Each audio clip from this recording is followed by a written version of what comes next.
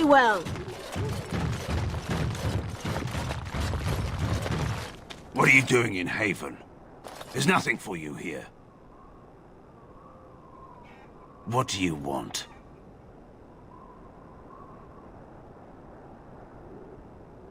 Ask and be on your way. Haven's always been here. My family knows no other home. Father Eirik is our spiritual leader and guide. He's in the chantry giving a sermon. You should not disturb him.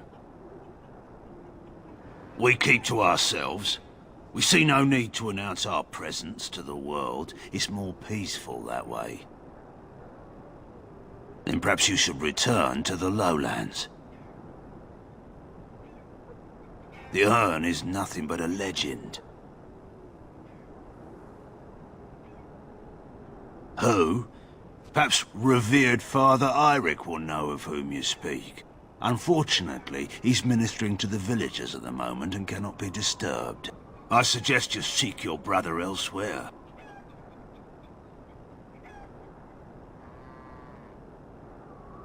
It's always been thus in Haven. We do not question tradition. Our ways are not the ways of the lowland cities. Ask and be on your way. Then perhaps you should return to the lowlands. We do not appreciate lowlanders looking about our home as though it was some sort of zoo. You may trade for supplies at the shop if you wish. Then I suggest you and your companions leave.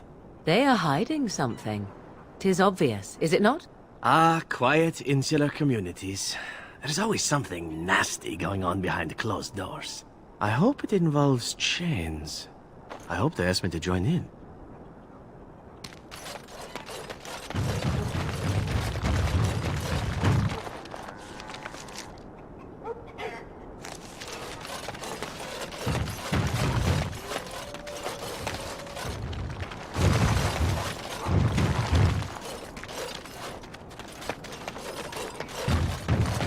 Come, Bonnie Lynn.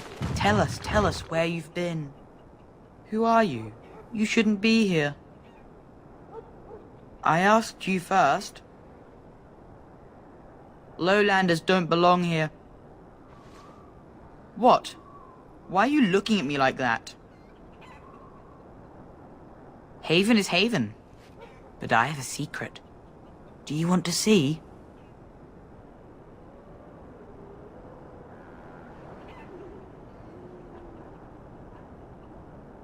Over by the mountain.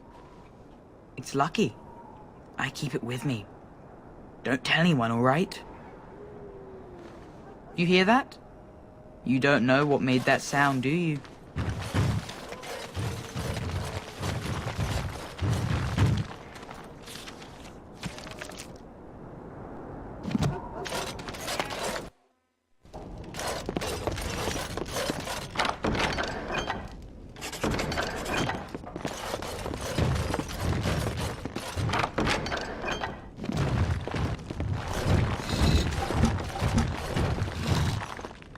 I wonder. The crows often made sacrifices of blood, and it gave them uncanny abilities. That is human blood. I just do. I also know that no one can lose that much blood and live.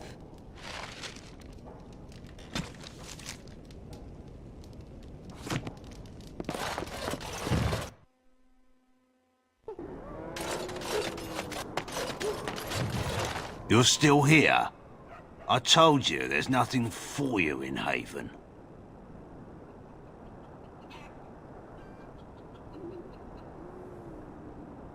You may trade for supplies at the shop, then I...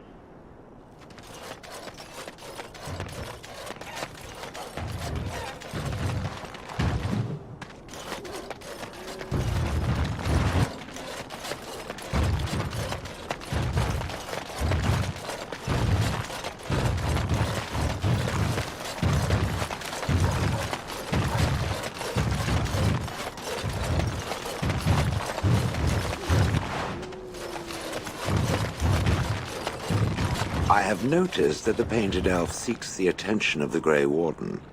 He certainly does. Oh, I watched many such couplings during the time I spent immobile in Honleith. Or I should say I was forced to watch. You do know that this usually ends in reproduction. I've seen it many times, indeed. Oh, that is not such a terrible thought. Creating a new life can be a great deal of fun. Not always. When a golem is created, it involves an agony one would not believe. How fun is that, painted elf? Oh, I don't know. It could be plenty of fun if done right. Now the painted elf jests with me. You think so, do you? Have it your way.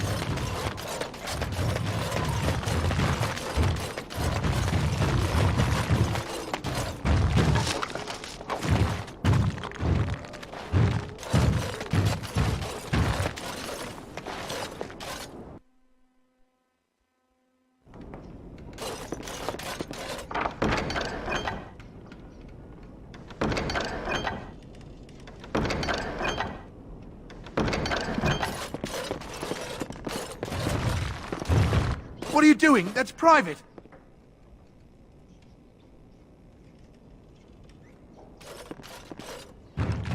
Who are you? You're not from Haven.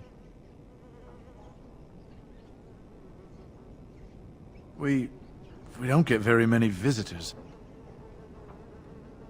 How would you describe the place you know only as home? No, I've never heard that name. I don't have much, but I suppose you can take a look.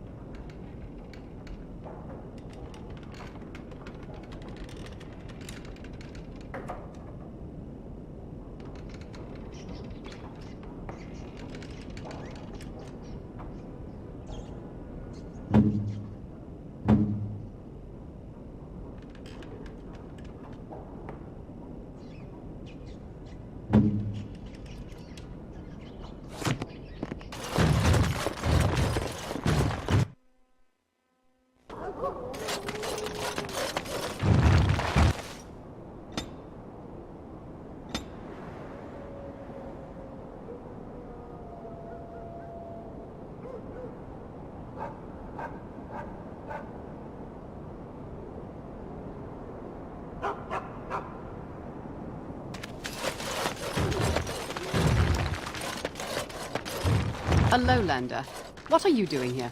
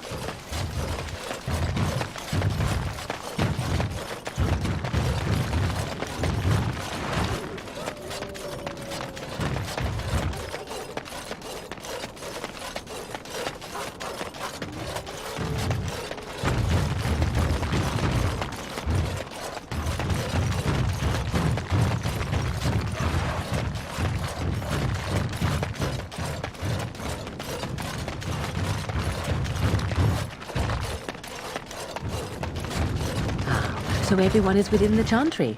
How lovely for them.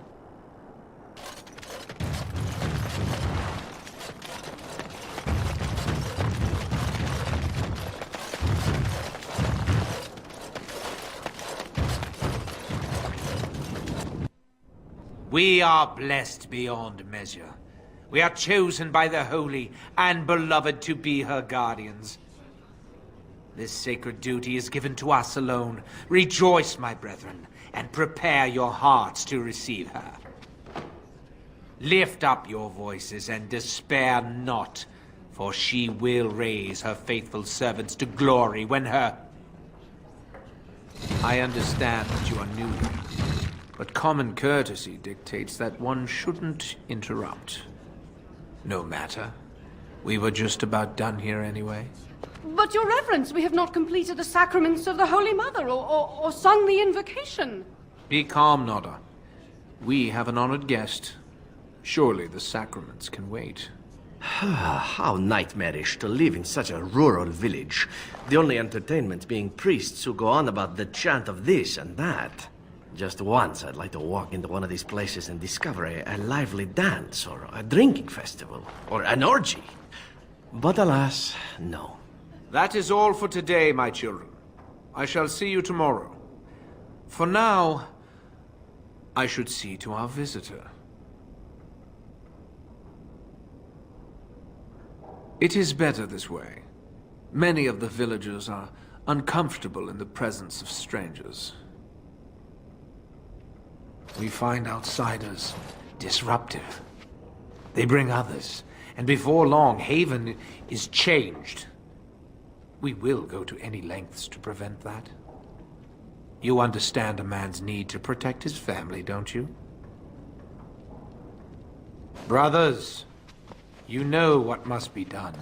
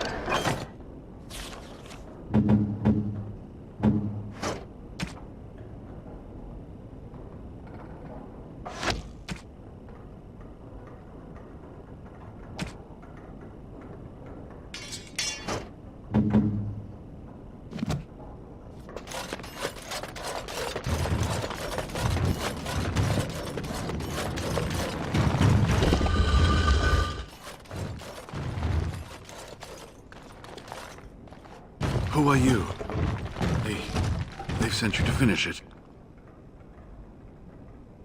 You don't know how glad I am to see someone who isn't from this village. The leg's not doing so well, and I can't feel my foot.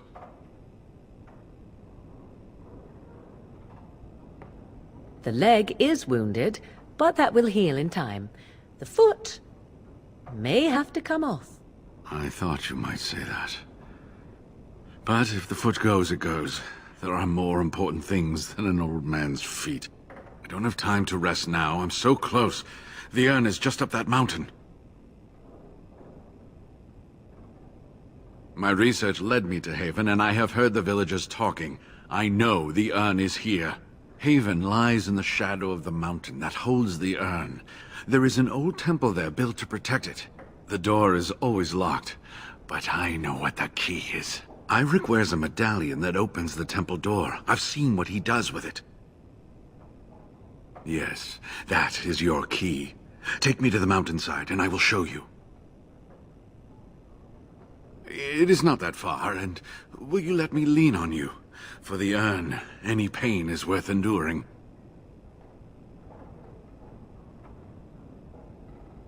All right. What is on your mind? Yes, of course. How could I forget? Eirik said they were ambushed, some killed, a few brought back to Haven to be questioned. He was so self-righteous about it, so smug. He seemed pleased that he had tortured and murdered these men.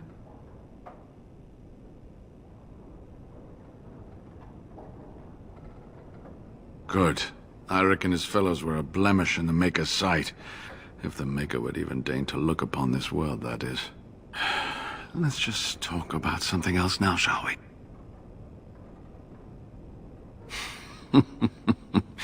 Well, it wasn't exactly what I expected it to be. I do not know. When the Chantry was established, it was decided that only female priests would ever be ordained. It is possible that the villagers, the disciples of Andraste, predate the Chantry, and so have no knowledge of the Chantry's rules. They call themselves the disciples of Andraste. They are very, very devoted. One could say fanatically so. They must be here to protect the urn, but they speak of Andraste as though she was still alive. I'm old enough to know that anything is possible, child. Was there something else you wanted to discuss? They seemed intent on finding out personal information about me, where I grew up, things like that.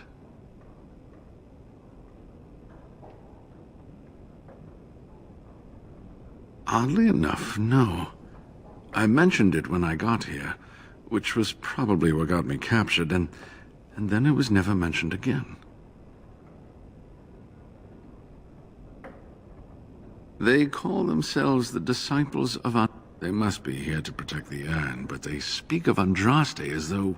I thought so at first, but I'm not so sure anymore. Was there something else you wanted to discuss?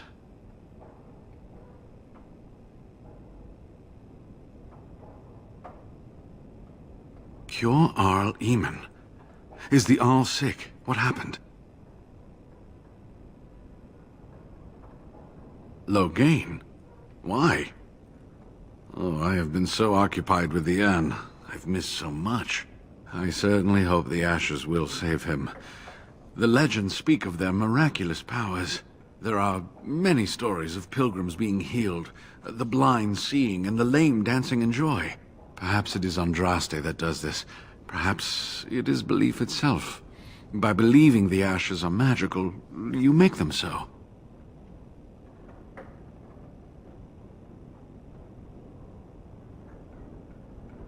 Anyway, that can be discussed once we actually have the ashes, and the Arl is better. So run along and get that medallion, then.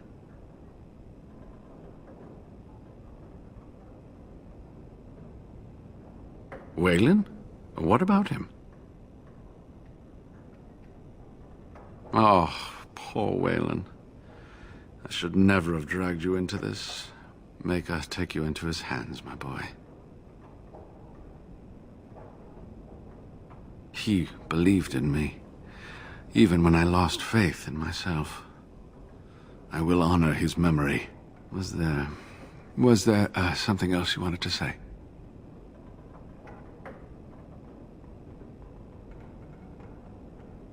So close, and yet so far.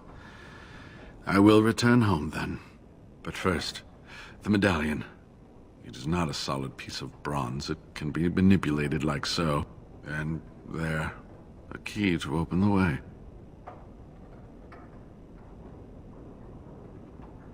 There are very few keys like this left in the world, but I have seen some.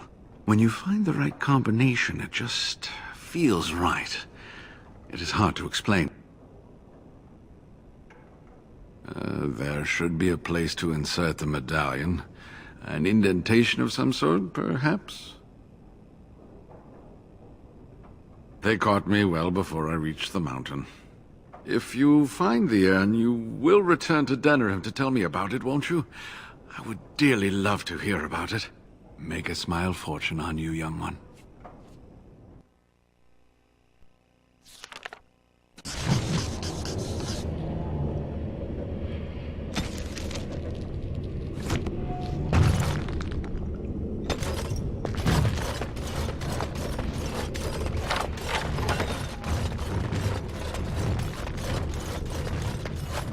An ancient temple, lost Very well. to all but a select few. Magnificent.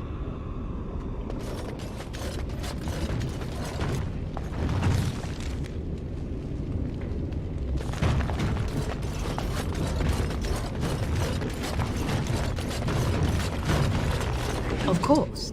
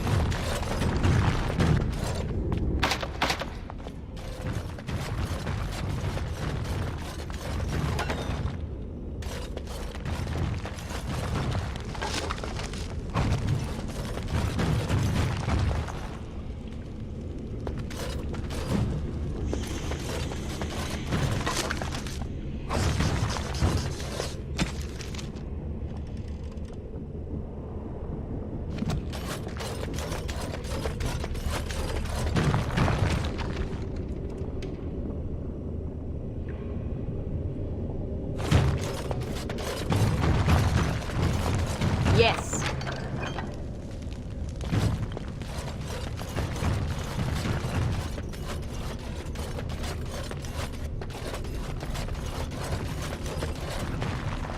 Of course.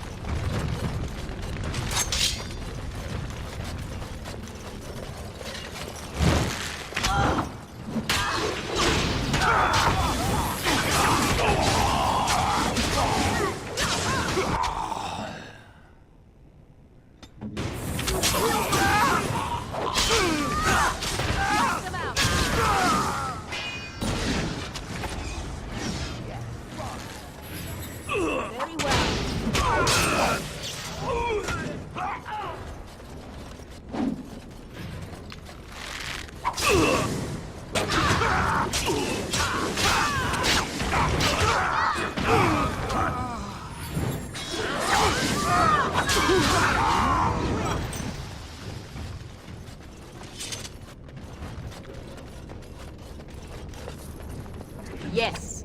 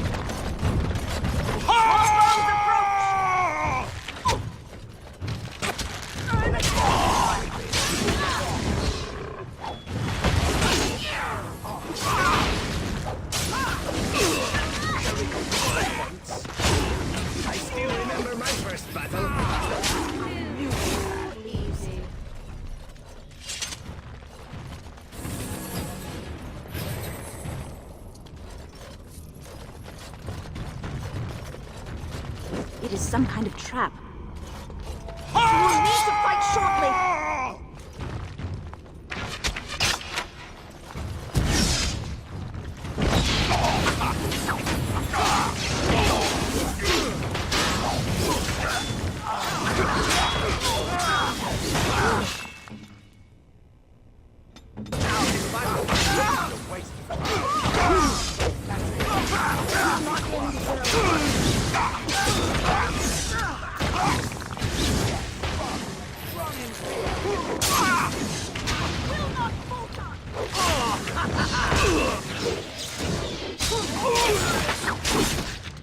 You will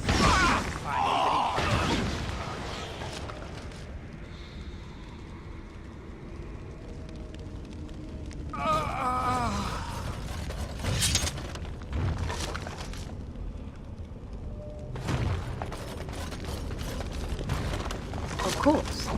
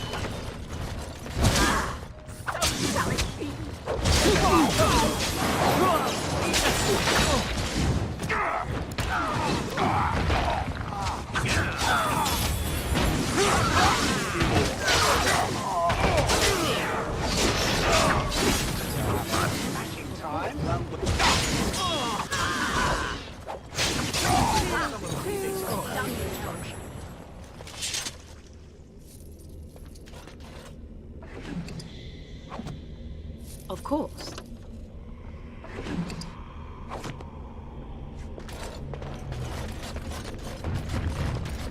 Very well.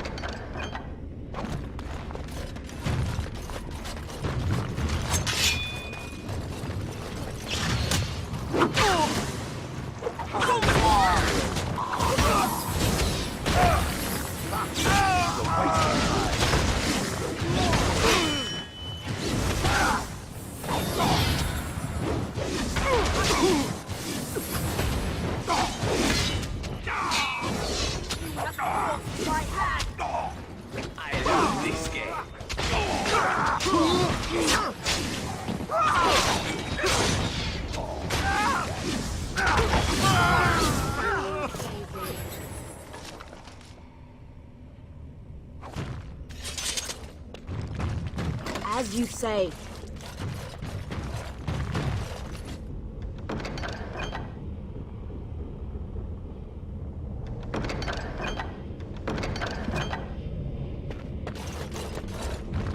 Of course.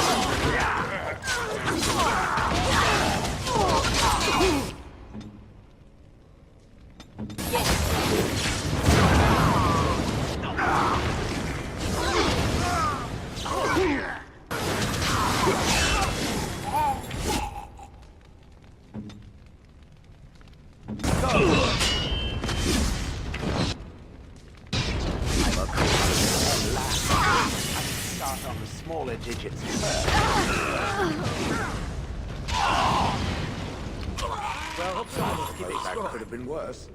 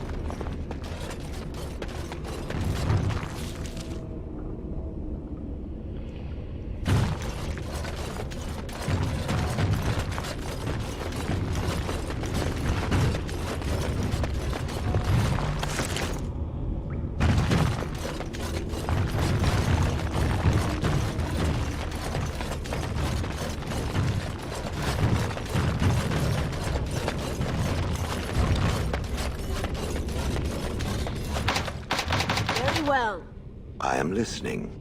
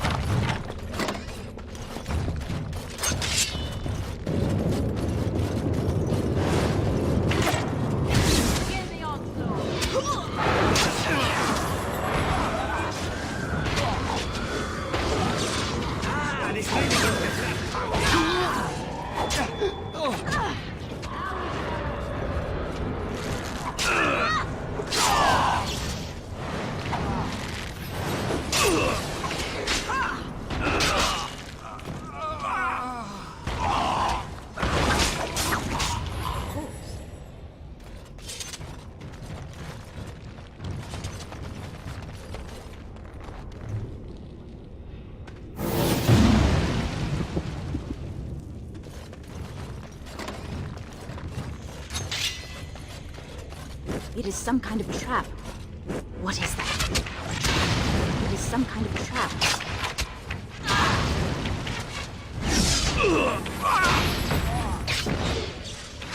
Ooh, nice swing.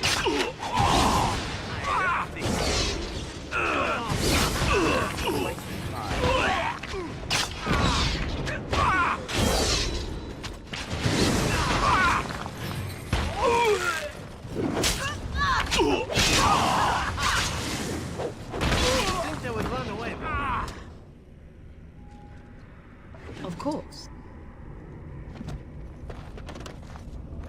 Yes.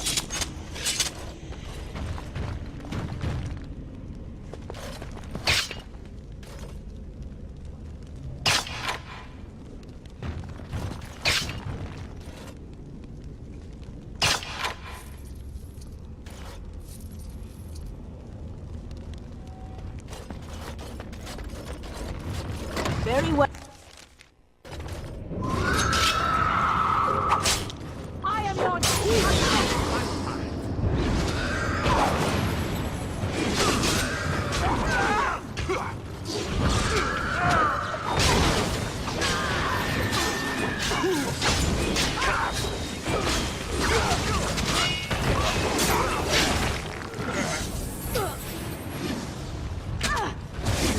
You will learn.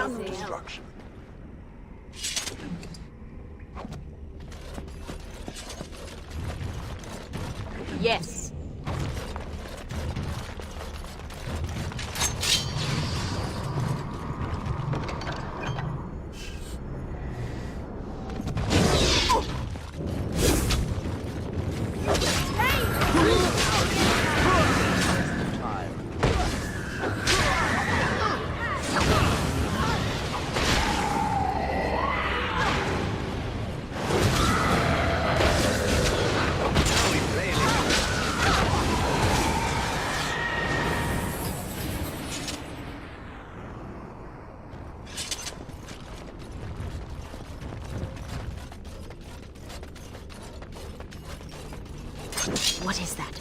A trap?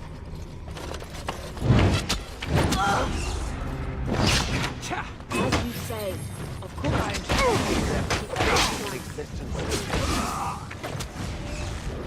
You will learn to fear me.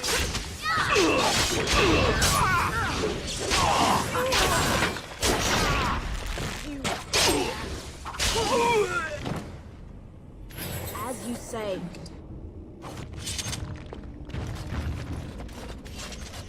I bet there's an inscription.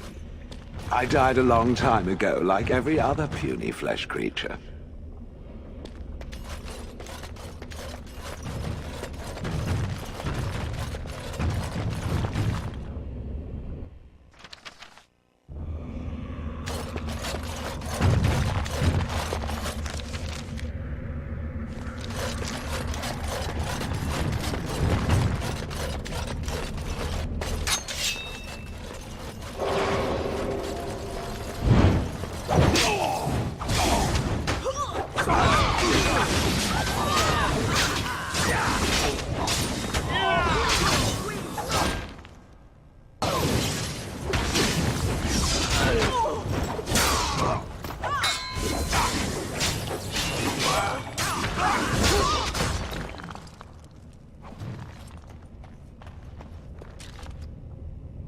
Of course.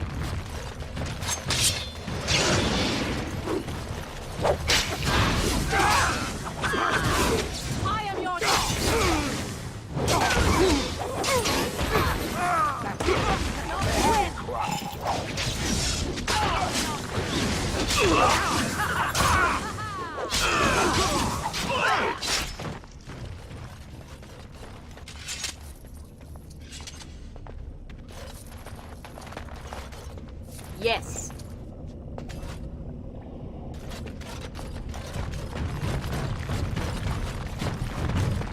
It is some kind of trap. What is that? A trap?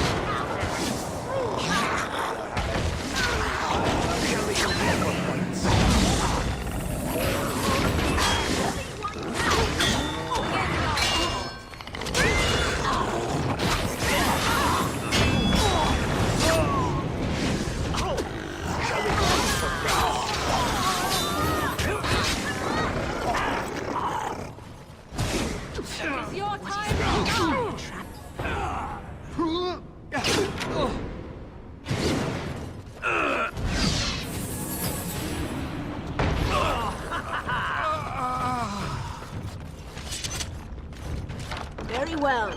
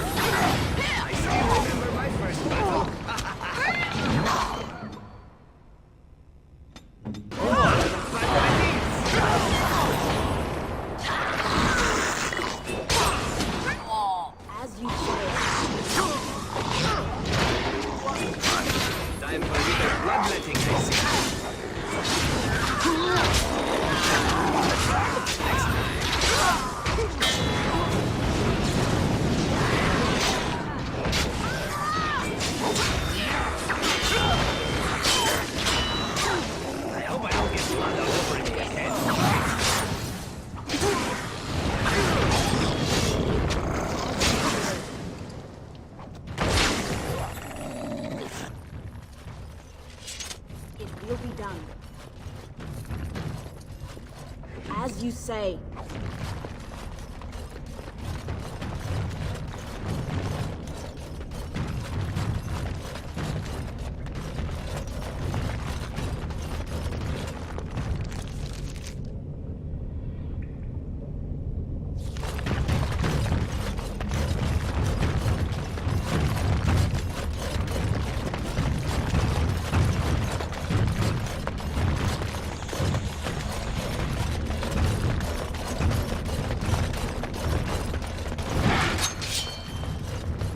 Will be done.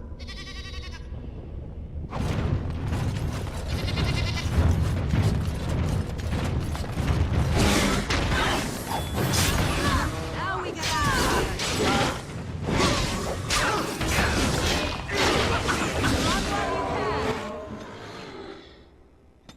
Yes. It's your time to shine.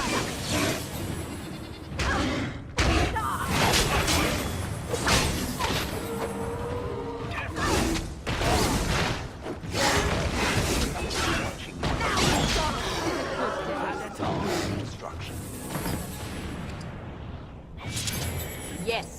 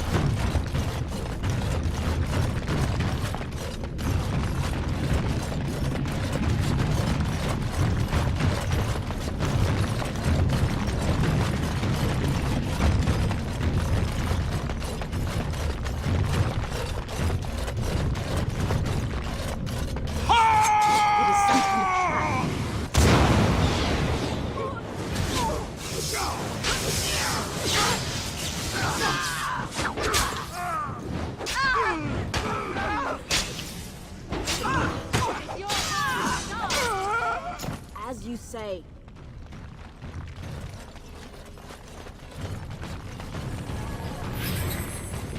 I think that's all of them, yes?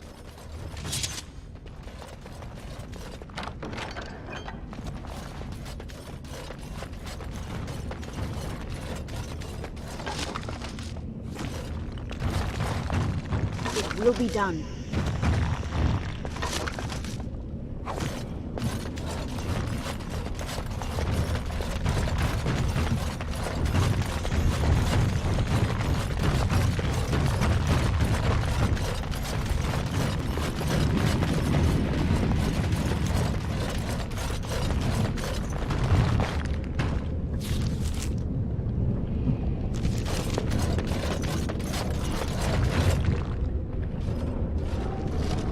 Stop! You will go no further! You do not have the right to demand my name. You have defiled our temple. You have spilled the blood of the faithful and slaughtered our young. No more! You will tell me now, intruder, why you have done all this.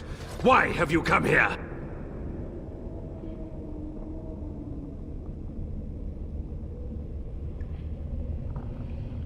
I am Father Colgrim, leader and guide to the disciples of Andraste. Kill us, and you will face Andraste. She will smell our blood, and the blood of her children on you, and her wrath will be great. The prophet Andraste has overcome death itself, and has returned to her faithful in a form more radiant than you can imagine. Not even the Tevinter Imperium could hope to slay her now. What hope do you have?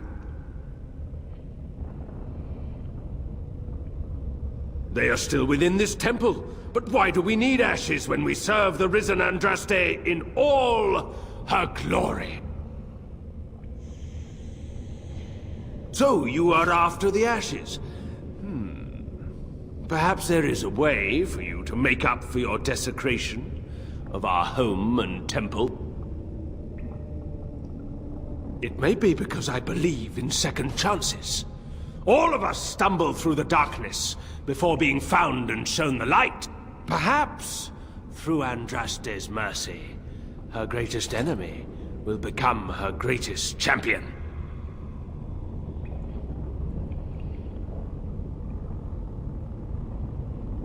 The ashes you seek reside atop this mountain, watched by an immortal guardian who refuses to accept the truth of the risen lady.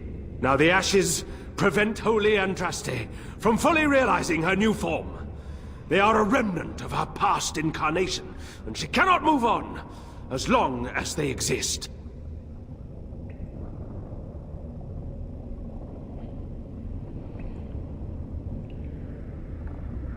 I speak not of destruction.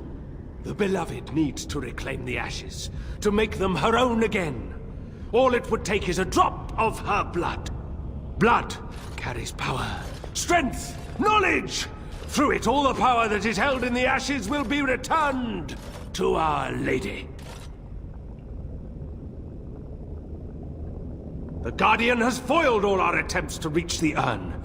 He keeps what power remains from the true Andraste. He knows the disciples, and we cannot touch him, for he draws his strength from the ashes themselves. But you could deliver Our Lady what is rightfully hers. The rewards for performing such a service would be great indeed. Many have been led here, but only you had the fortitude and skill to survive the temple.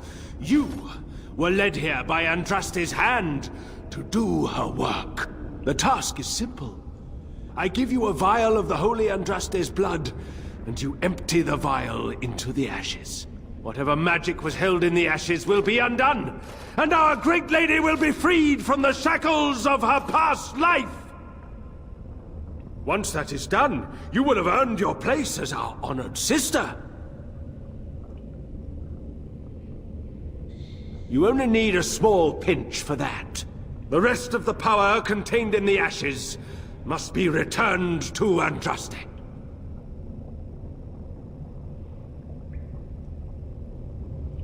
There is a great power contained in blood. Through Andraste's guidance, we have learned to harness it. It can be yours, in exchange for a trivial task. A vial of blood emptied into the urn. That is all I ask. Take this. The blood of the dragon. You know what you must do. If we succeed, Colgrim and his fellows will be indebted to you. That puts you in a very advantageous position. Excellent. With Colgrim on our side, we could make it through this entire ordeal with our necks intact. Now, I shall beseech the Holy Andraste to let you pass safely into the inner sanctum.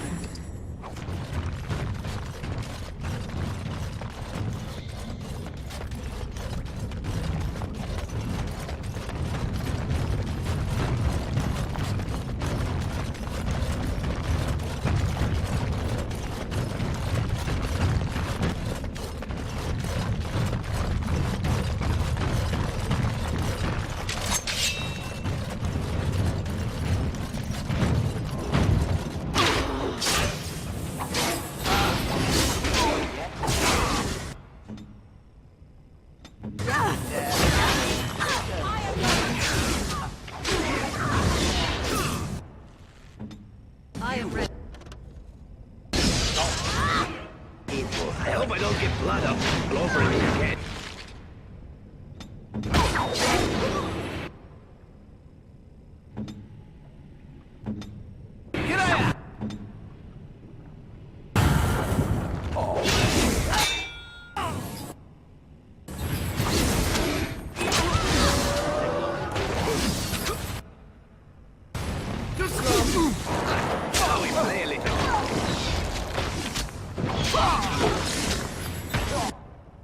I love this game.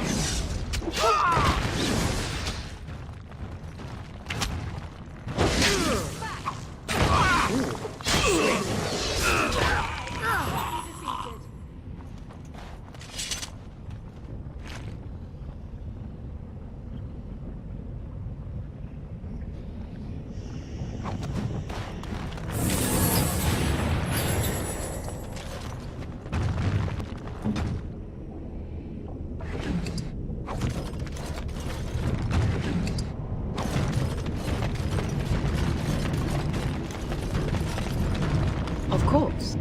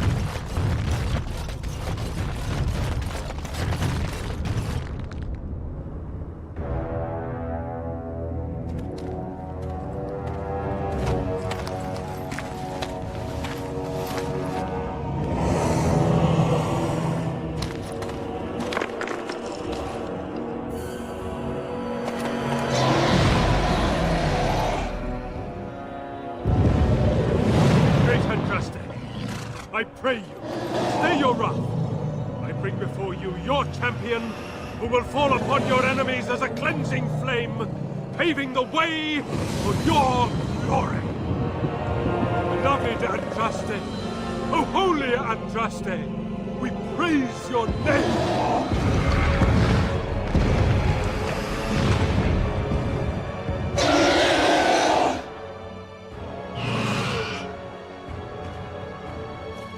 I have spoken to the beloved Andraste. She will let you pass.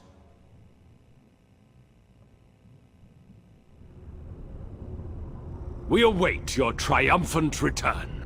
Go! Show yourself to be Andraste's true champion.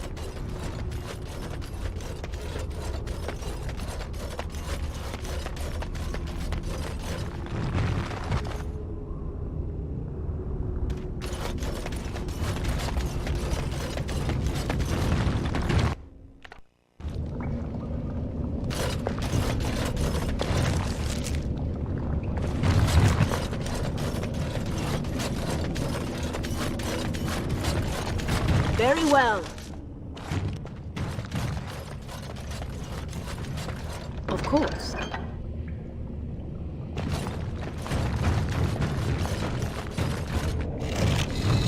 I bid you welcome, Pilgrim. I am the Guardian, the protector of the Urn of Sacred Ashes. I have waited years for this. It has been my duty, my life, to protect the urn and prepare the way for the faithful who come to revere Andraste. For years beyond counting have I been here, and shall I remain until my task is done and the Imperium has crumbled into the sea.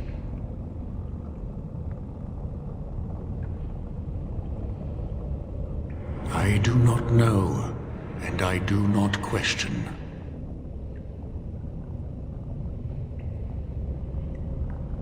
When my brethren and I carried Andraste from Tevinter to this sanctuary, we vowed to forever revere her memory and guard her. I have watched generations of my brethren take up the mantle of their fathers. For centuries they did this, unwavering, joyful in their appointed task. But now they have lost their way. They have forgotten Andraste and their promise.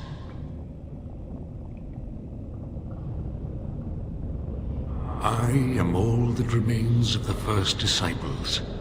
I swore I would protect the urn as long as I lived, and I have lived a very long time. Did anyone really know her, save the Maker? She would sometimes spend weeks alone in meditation, often without food or water. I cannot express in words my love for Andraste. You must seek her out for yourself. Everyone must. I made a vow to Andraste and to the Maker. My life is tied to the ashes. As long as they remain, so will I. You already know that the urn contains the remains of the prophet Andraste. What else is there to tell?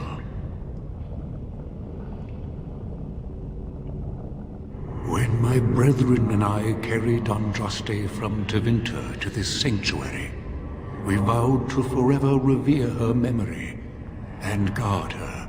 I have watched generations of my brethren take up the mantle of their fathers.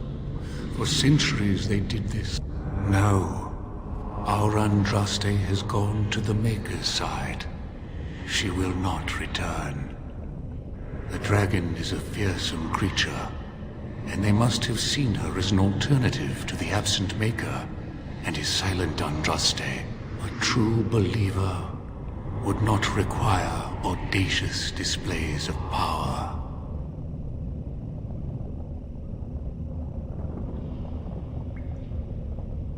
It began with an ancestor of the one known as Colgrim. He saw himself as a new prophet, preaching the rebirth. Some disagreed with him. I heard their cries of pain and loss, which were quickly silenced. The Maker will sit in judgment of them when the time comes. When my brethren and I carried Andraste from Tevinter to this sanctuary, we vowed to forever.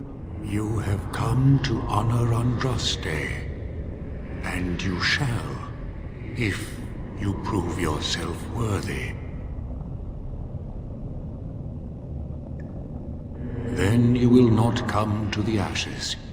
It is not my place to decide your worthiness. The gauntlet does that. If you are found worthy, you will see the urn and be allowed to take a small pinch of the ashes for yourself. If not...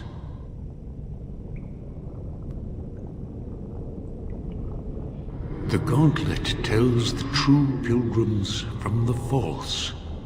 You will undergo 4 tests of faith, and we shall see how your soul fares. You will understand what it is when you face it. Before you go, there is something I must ask. I see that the path that led you here was not easy. There is suffering in your past. Your suffering, and the suffering of others.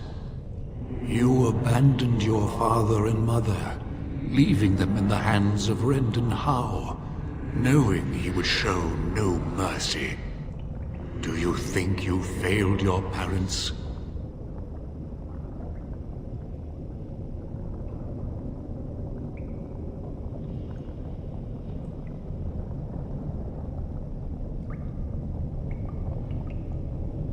Thank you. That is all I wish to know. Is there any religion that does not thrive upon guilt, like a glutton at his lunch? No, I thought not. And now the self-flagellation? Well, that is what comes next in these things, no? It seems that reflection on past mistakes is a constant preoccupation of the religious mind. And what of those that follow you? And the Antivan elf? Oh, is it my turn now? Hurrah! I'm so excited. Many have died at your hand. But is there any you regret more than a woman by the name of... How do you know about that? I know much. It is allowed to me. The question stands, however. Do you regret? Yes, the answer is yes, if that's what you wish to know. I do. Now move on. Shale, the stone giant. There is so little I can draw from you. I feel the distant echo of a soul, dormant for so long, now awake. Good for you. And with the awakening, the slow realization of all you have lost. Ah, Shale. Your entire existence is a test of your will and courage. You have my respect. And you, Morrigan, Flemeth's daughter, what? Begone, spirit. I will not play your games. I will respect your wishes. The way is open. Good luck, and may you find what you seek.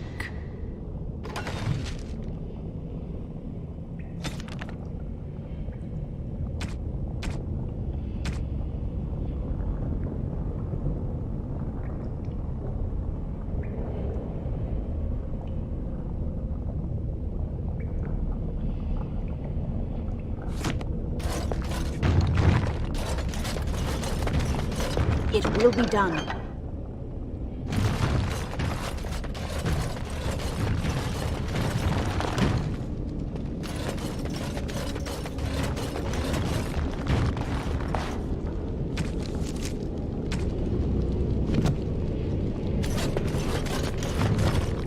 echoes from a shadow realm, whispers of things yet to come.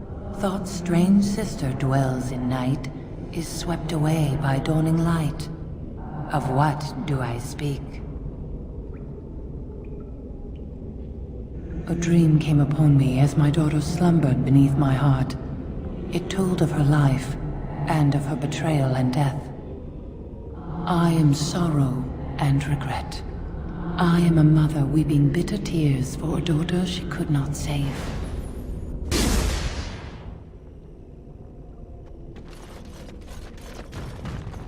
The smallest lark could carry it, while a strong man might not.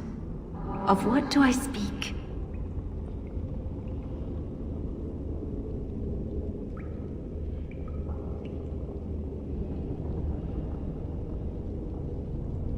Yes, I was Andraste's dearest friend in childhood, and always we would sing. She celebrated the beauty of life, and all who heard her would be filled with joy. They say the Maker himself was moved by Andraste's song, and then she sang no more of simple things.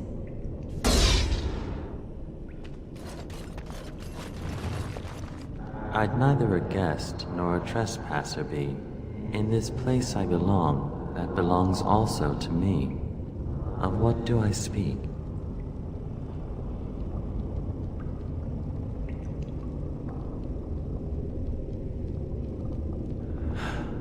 It was my dream for the people to have a home of their own, where we would have no masters but ourselves. The enemy of my enemy is my friend, and thus we followed Andraste against the Imperium. But she was betrayed, and so were we.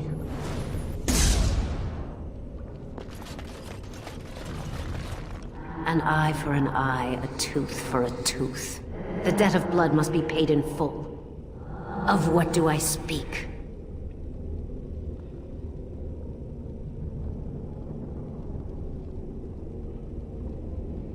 Yes, my husband Hysarion would have chosen a quick death for Andraste. I made him swear that she would die publicly with her war leaders, that all would know the Imperium's strength. I am justice. I am vengeance. Blood can only be repaid in blood.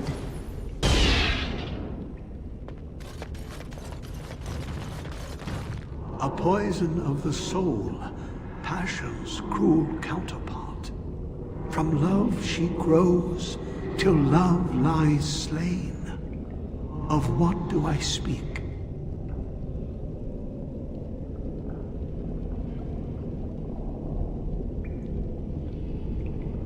Yes, jealousy drove me to betrayal.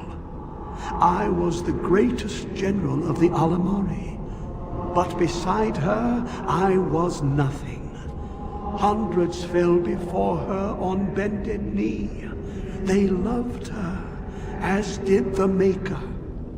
I loved her too. But what man can compare with a god?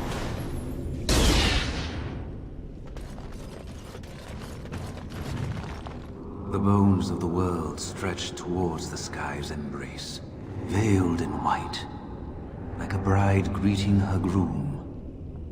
Of what do I speak?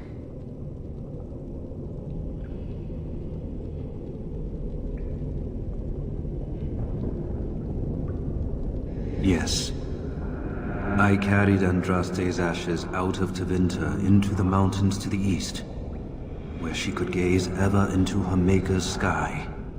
No more fitting a tomb than this could we find.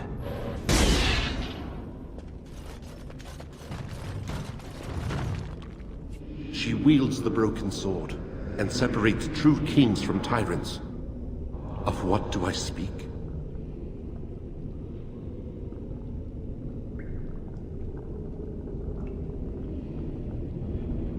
Yes, I could not bear the sight of Andraste's suffering, and mercy bade me end her life. I am the penitent sinner, who shows compassion as he hopes compassion will be shown to him.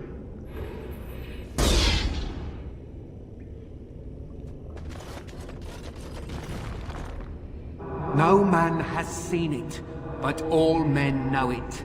Lighter than air, sharper than any sword. Comes from nothing, but will fell the strongest armies. Of what do I speak?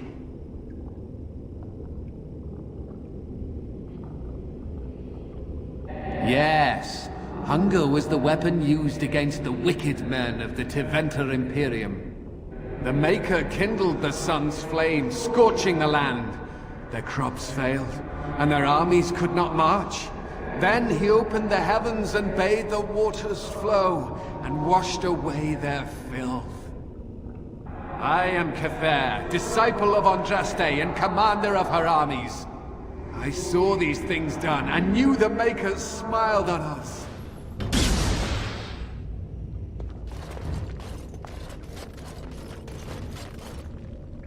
My dearest child.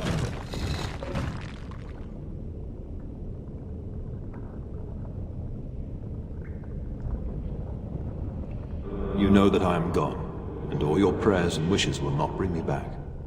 No more must you grieve, my girl. Take the pain and the guilt, acknowledge it, and let go. It is time. You have such a long road ahead of you, and you must be prepared. And so I leave this in your hands. I know you will do great things with it.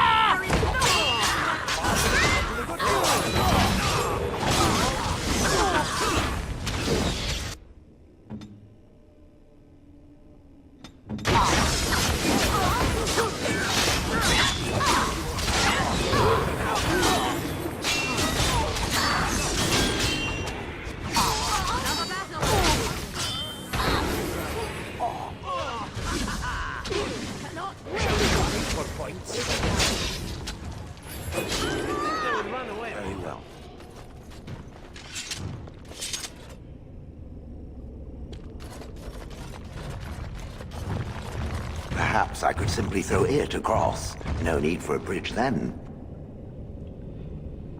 'Tis certain this means I should help you with this test.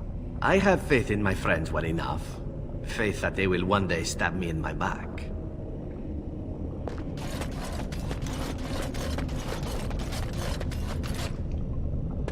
A path that looks like it's there but is really a trap? I want one.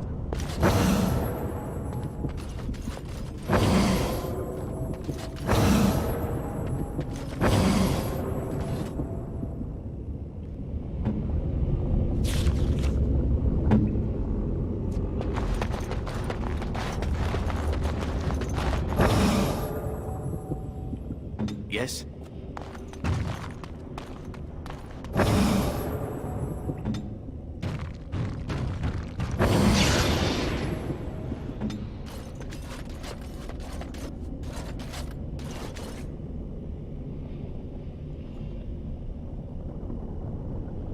Of course.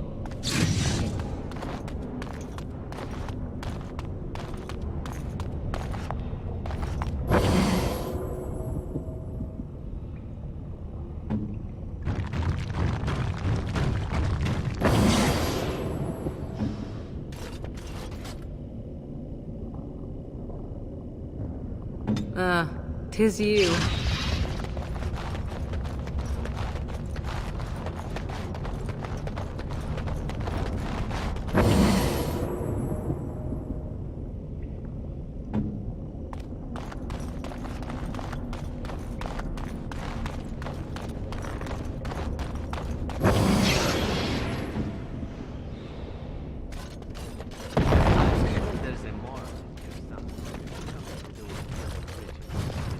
Or some such.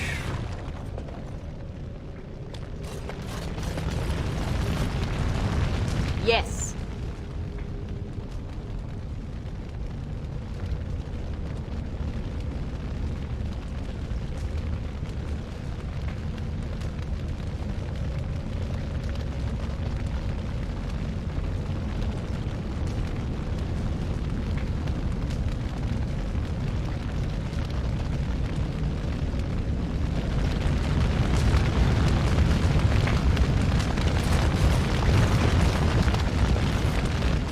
You have been through the trials of the Gauntlet.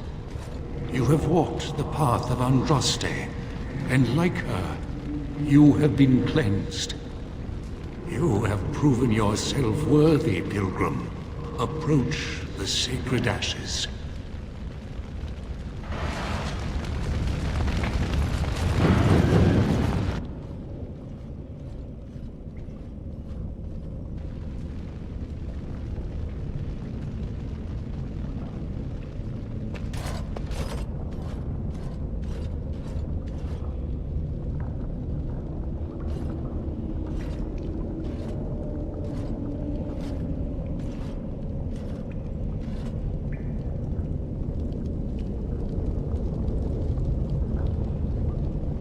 I stand in awe. Really? What an odd thing to do with the honored dead. To store it in a pot. Bizarre. Nice vase. I should get one for my house.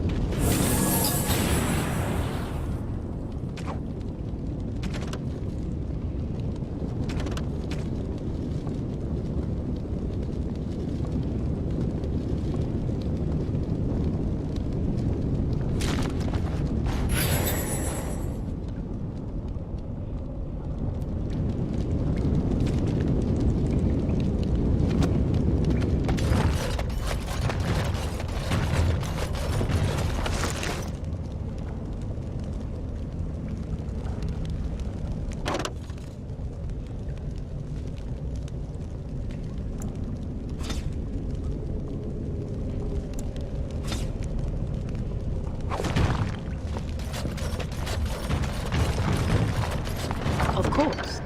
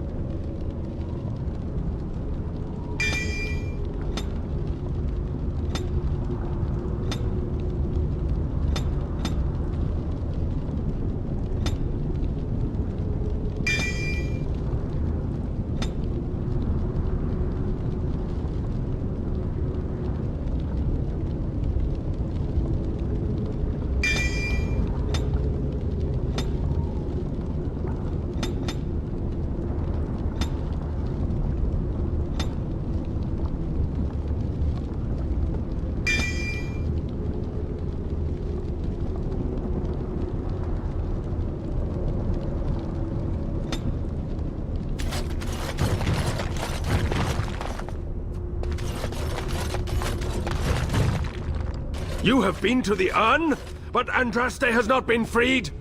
What manner of treachery is this? Lies! You have betrayed us! Betrayed our lady! And now you will die! Behold the fiery vengeance of Andraste herself! We will need to fight short...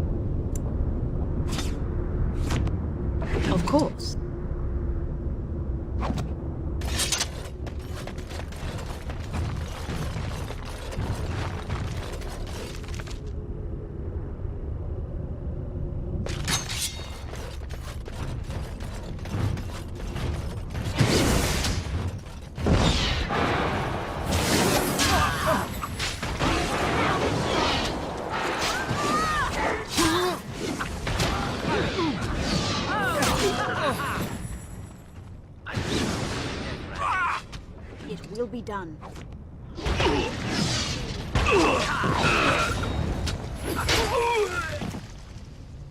You got blood on me, I hate that.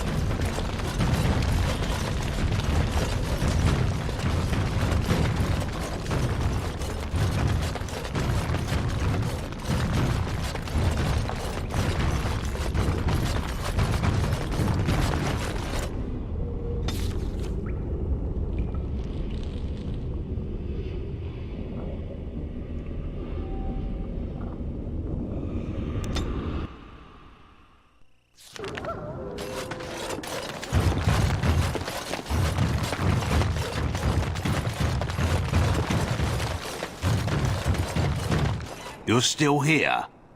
I told you there's nothing for you in Haven.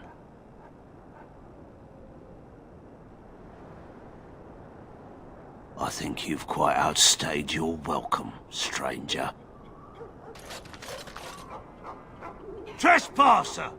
Intruder! Sound the alarm!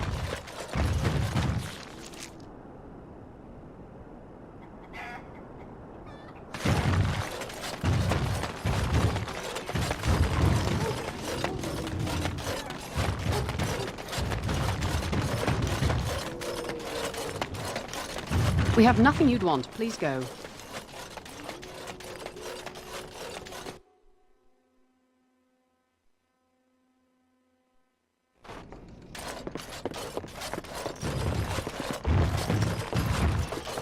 Very well.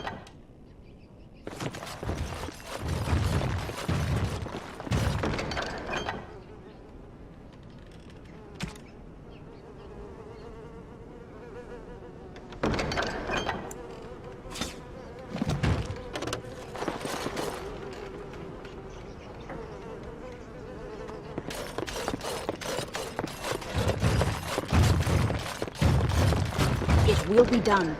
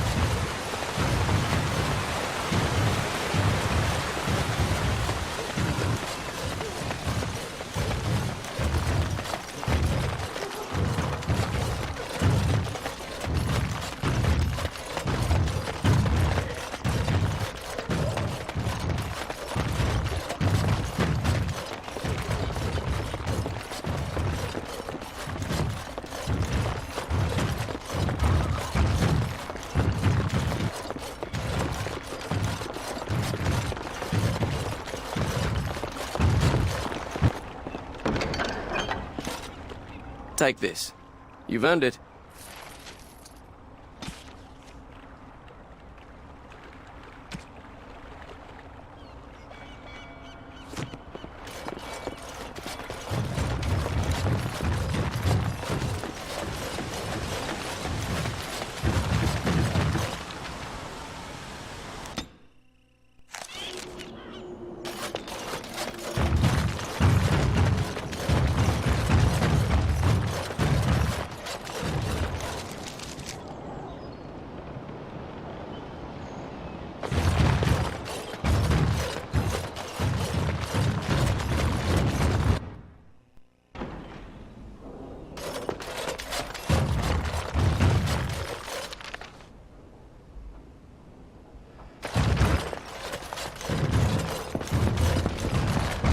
return.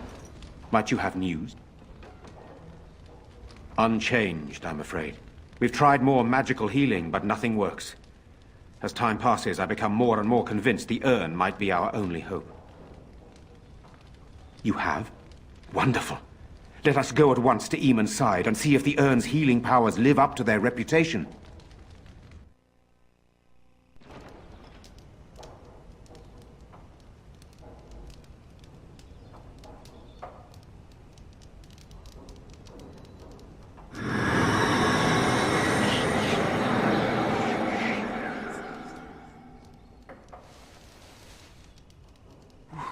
Where am I? Be calm, brother. You have been deathly ill for a very long time. Do you remember nothing? Tegan? What are you doing here? Where is Isolde? I am here, my husband. And Connor? Where is my boy? Where is our son? He lives. Though many others are dead. There is much to tell you, husband. Dead? Then it was not a dream. Much has happened since you fell ill, brother. Some of it will not be easy for you to hear. Then tell me. I wish to hear all of it.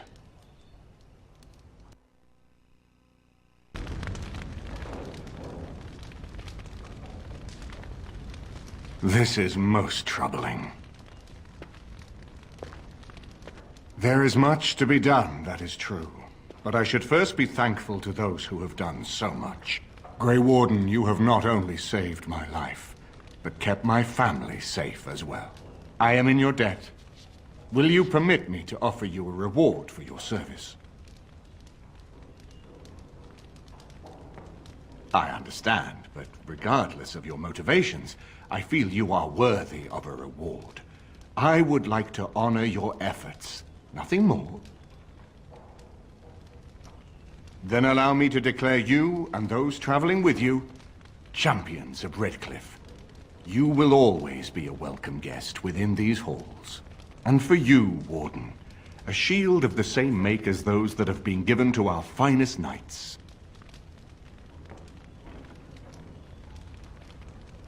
We should speak of Loghain, brother. There is no telling what he will do once he learns of your recovery.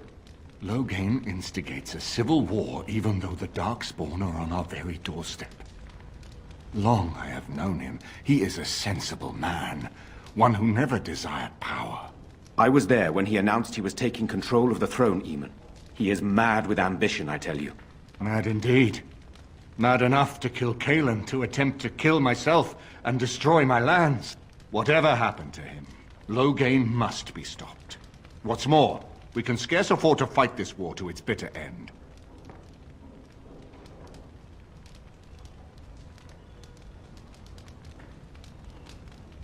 I could unite those opposing Loghain, yes. But not all oppose him. He has some very powerful allies. We have no time to wage a campaign against him. Someone must surrender if Ferelden is to have any chance of fighting the Darkspawn. I will spread word of Loghain's treachery, both here and against the king. But it will be but a claim made without proof. Those claims will give Loghain's allies pause, but we must combine it with a challenge Loghain cannot ignore. We need someone with a stronger claim to the throne than Loghain's daughter, the Queen. Are you referring to Alistair, brother? Are you certain? I would not propose such a thing if we had an alternative, but the unthinkable has occurred.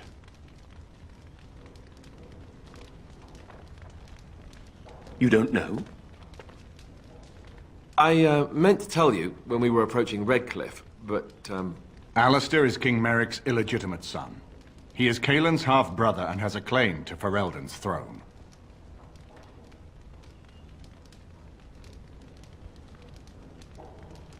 I never thought it would come to this. When Cailan got married, everyone thought it was best to just have me step aside. It was a relief, actually. I don't want to be king. I never did. Even when Cailan died, I guess I hoped that something else would present itself. You have a responsibility, Alistair. Without you, Loghain wins. I would have to support him for the sake of Ferelden. Is that what you want? But I... No, my lord. I see only one way to proceed. I will call for a Landsmeet, a gathering of all of Ferelden's nobility in the city of Denerim. There, Ferelden can decide who shall rule, one way or another. Then the business of fighting our true foe can begin. What say you to that, my friend? I do not wish to proceed without your blessing.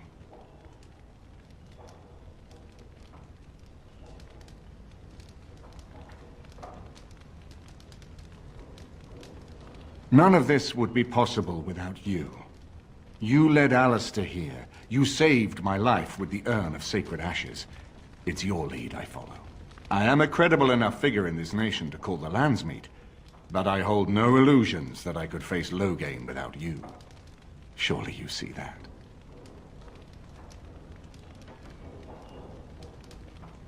Why do you think he had me poisoned? He wanted me gone without having to confront me directly. If I call for a Landsmeet, refusing the compromise and attacking Redcliffe will only support our accusations. I'm sure he'd rather I died from the poison. Had the demon not interfered, that's exactly what would have happened. Unless we convince some of Loghain's allies to abandon him, that's not likely to happen. Our army is not large enough. As a Grey Warden, you may gather allies to you, but we need those forces to face the Darkspawn, not to battle against our own. That depends. If we cannot get a consensus in the Landsmeet for Alistair, we cannot afford to oppose Loghain either. Does that mean Loghain could win? A man who killed his own king, who has gone mad with power? Perhaps. We must see that he does not. Ferelden must stand united to defeat the Darkspawn. A fractured nation will not defeat the Blight, even given my army and those gathered with your treaties. I'm not sure that would help our cause. We would become the criminals, and our accusations would become excuses.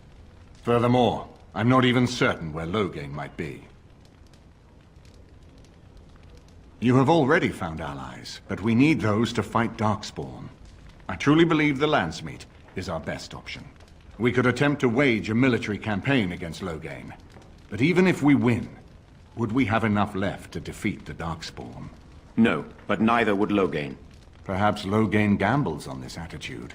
That everyone will decide facing the Darkspawn is more vital than facing him, so that he leads us against the Horde.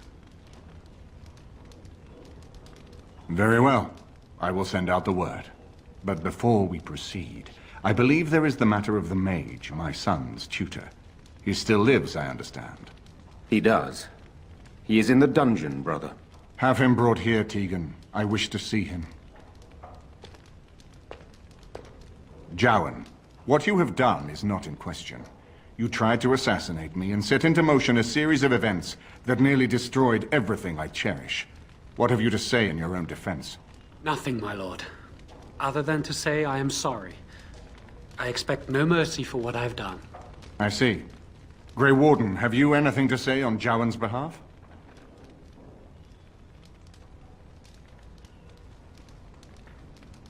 Oh?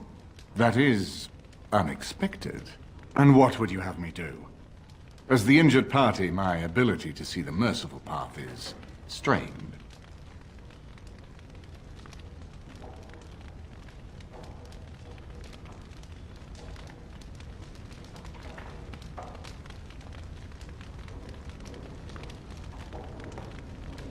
That I cannot do.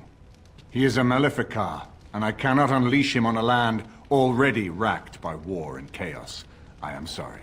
Jowan, I hereby turn you over to the Tower of the Circle of Magi. May the Maker have mercy on your soul. Thank you, my lord. Now, back to the matter of the Landsmeet. We should head to Denerim as soon as possible. I can delay that, however, if you have other plans. I would prefer not giving Loghain time to consider, but it is up to you. I do not wish to go to Denerim unless you are with me. Excellent. I shall make the arrangements. Let us be off to Denerim, and may the Maker watch over us. Denerim is the heart and soul of Ferelden. It was the city of King Calanhad, the birthplace of Andraste. As stubborn as a Mabari, and as good to have on your side. If we defeat Loghain here, the rest of the nation will follow us.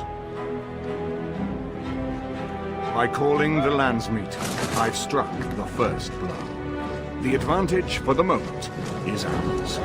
He will have little choice but to show himself, to oppose us directly. He will strike back at us. The only question that remains is how soon. Loghain, this is an honor that the Regent would find time to greet me personally. How could I not welcome a man so important as to call every lord in Ferelden away from his estates, while a blight claws at our land? The blight is why I'm here. With Cailan dead, Ferelden must have a king to lead it against the Darkspawn. Ferelden has a strong leader. Its queen. And I lead her armies.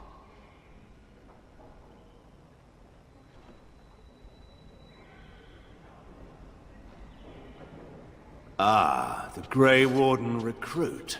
I thought we might meet again. You have my sympathies on what happened to your order. It is unfortunate that they chose to turn against Ferelden.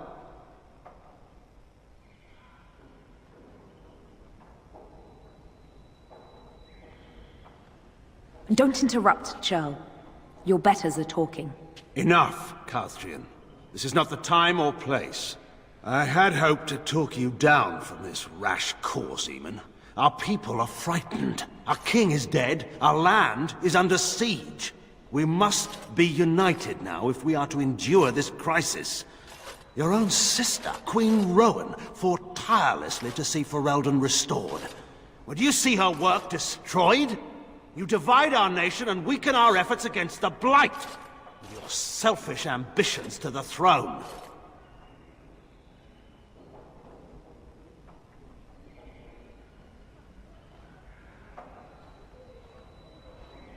I was not talking to you. I cannot forgive what you've done, Loghain. Perhaps the Maker can, but not I. Our people deserve a king of the Theron bloodline. Alistair will be the one to lead us to victory in this blight.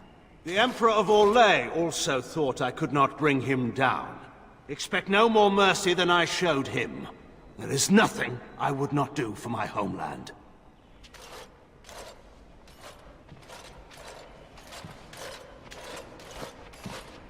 Well, that was bracing. I didn't expect Loghain to show himself quite so soon.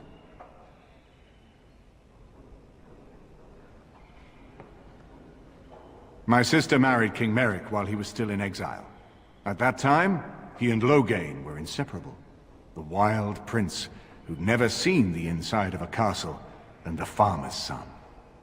When Loghain joined Merrick's rebels, he was just a raw-boned boy.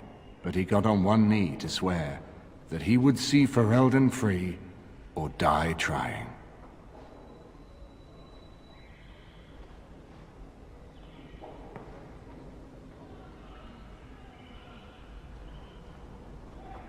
And conspires with a blood mage to poison me.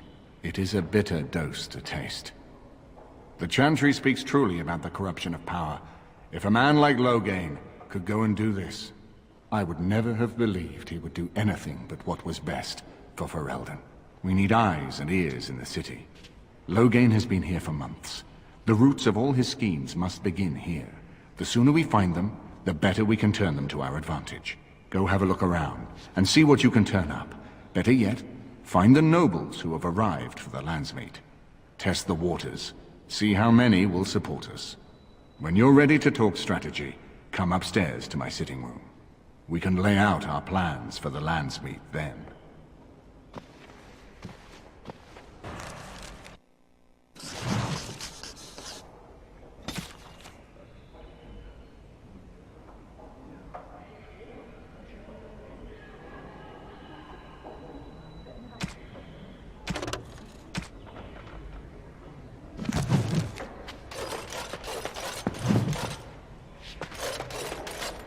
His lordship sends no notice he's coming, and now the house is full of guests. And...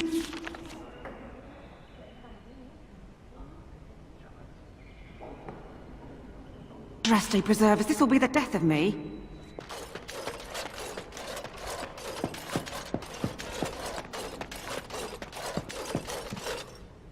Excuse me, I have to dust the Isle's sitting room. No, I'm from Redcliffe.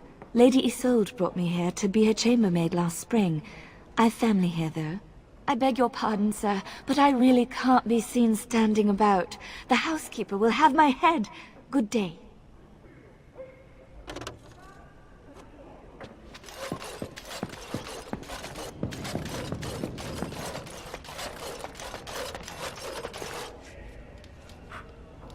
As you say.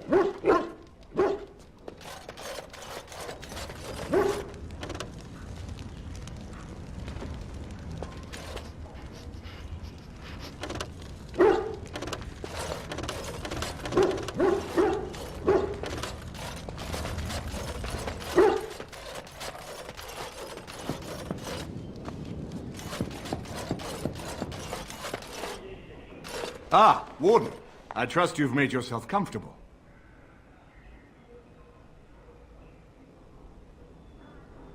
Good, because it's likely to be your last rest for a while. This is Erlina. She's... I am Queen Enora's handmaiden. She sent me here to ask for your help. Or perhaps the young lady prefers to speak for herself.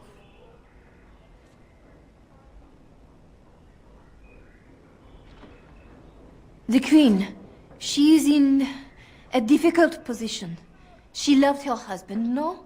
And trusted her father to protect him. When he returns with no king and only dark rumors, what is she to think? She worries, no? But when she tries to speak with him, he does not answer. He tells her not to trouble herself.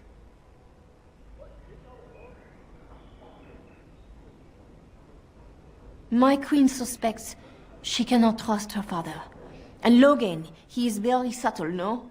But when and how, he is privy to all the secrets and not so subtle. So she goes to how? A visit from the Queen to the new Isle of Denrum is only a matter of courtesy. And she demands answers.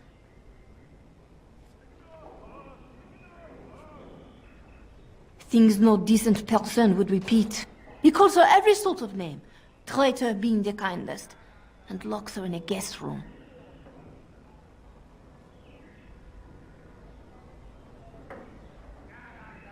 If the palace guard besiege House Estate, my lady will certainly be killed before they can reach her. I think her life is in danger. I heard House say she would be a greater ally dead than alive, especially if her death could be blamed on Owl Eamon. We may have no choice but to trust Enora. The Queen is well loved. If Logain succeeded in pinning her death on me, I'm not sure that's a risk we can afford to take.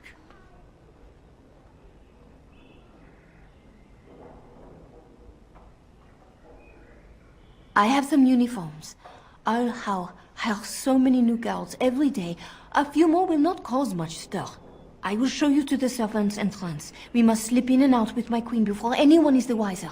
I will go ahead to House Estate. Meet me there as soon as you can.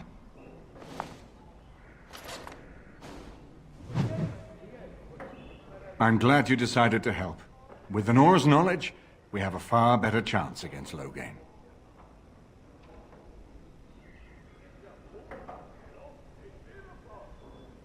From Erlina's story, he turned against her first. If he truly intends to sacrifice her, I think it will be strong motivation to break the parental bonds. In any event, I would far rather have the opportunity to ask such things of her than simply hear about her murder. If Enora speaks out against Logain, hers would indeed be one of the most powerful voices of the Landsmeet. No more easily than without you there. There will be none to see it, save those who are already loyal to Logain. And given your reputation, Warden, I think Logain knows it's safer to carry out his plots far from where you can disrupt them. She and Kaelin were promised as children and practically raised together. She was a smart child, knew how to listen, and how to blink those big blue eyes and get anything she wanted. Her mother's looks, her father's brains, and the best tutoring Merrick's money could buy. It's a potent combination. As you like. My palace is your palace.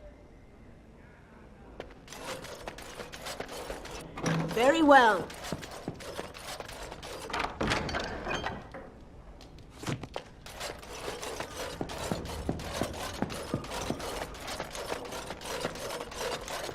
It will be done.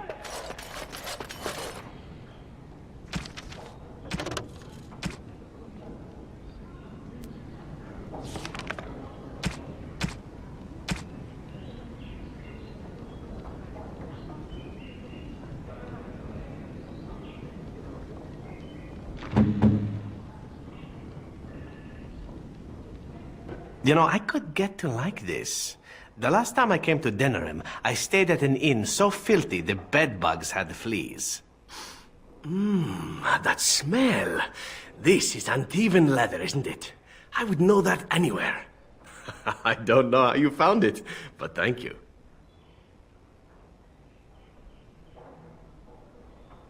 But I'm not finished admiring them yet.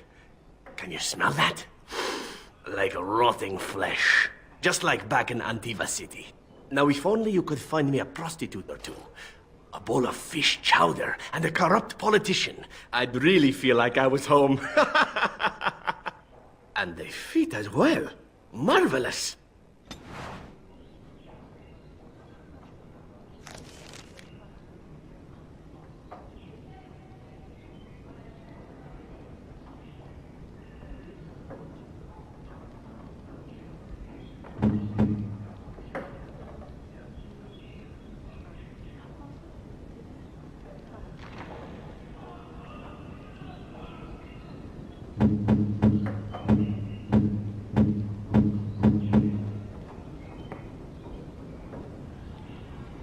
A fine gift.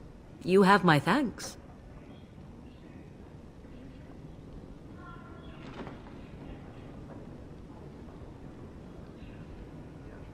A fine gift. You have my thanks.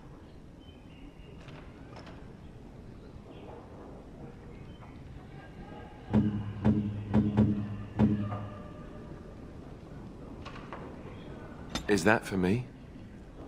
Really? Wow! Wow!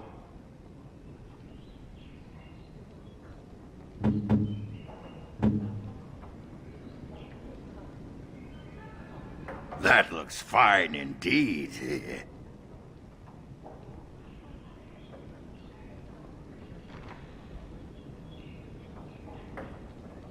That looks fine indeed.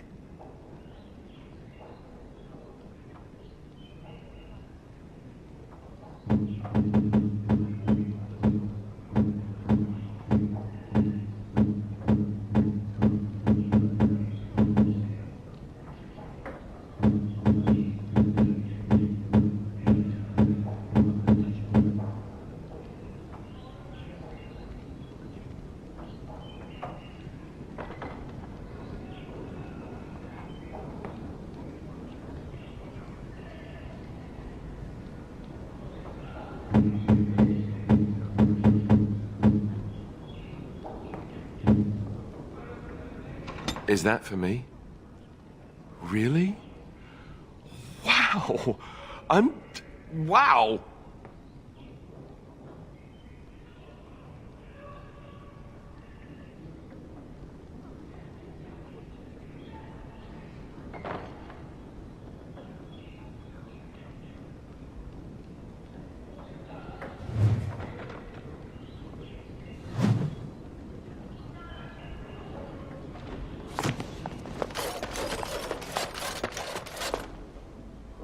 I haven't been here in a while. They've changed the dining room. Something on your mind? Of course. Others, yes, but not yourself. I need someone who's trained first as a warrior. It's as much about discipline as anything. I guess if I'm going to give up Chantry secrets, I may as well go all the way. Send whoever you want trained to me in camp, and I'll see what I can do. I haven't been here in a while. Something on your mind? Of course.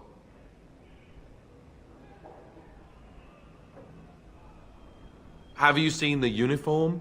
It's not only stylish, but well made. I'm a sucker for good tailoring.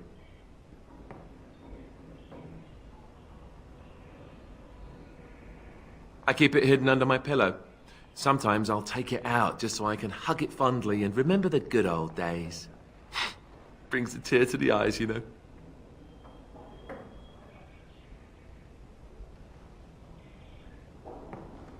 I'd use my shield if I could, but I think you might actually spot me hiding behind it. You don't really want to know about my being a Templar, do you? It's really quite boring.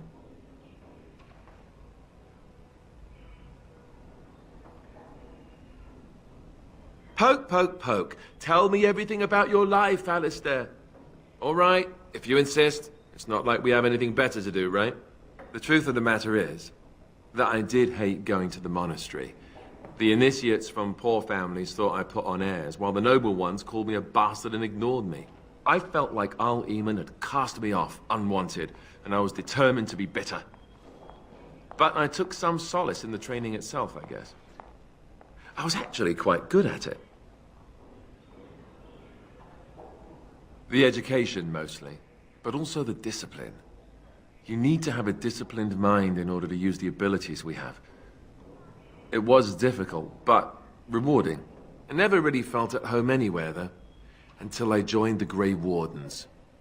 And Duncan felt my Templar abilities might be useful for when we encountered Darkspawn magic, so I kept it up. What about you? Do you have anywhere you consider home?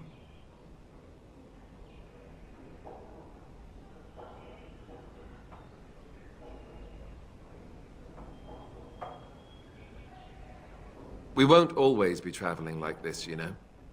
Once the war is over, once the Blight is... well, a time will come when we'll have to think about having a real home again. Though that seems like a far ways off. And I suppose the Grey Wardens are gone for good, either way.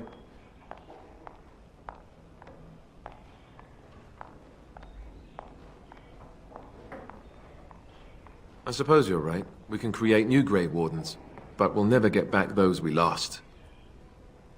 I wonder if it would ever feel the same. Anyhow, now I've sidetracked us. We'd better get back to what we're supposed to be doing right now. I haven't been here in a while. Something on your mind? Of course.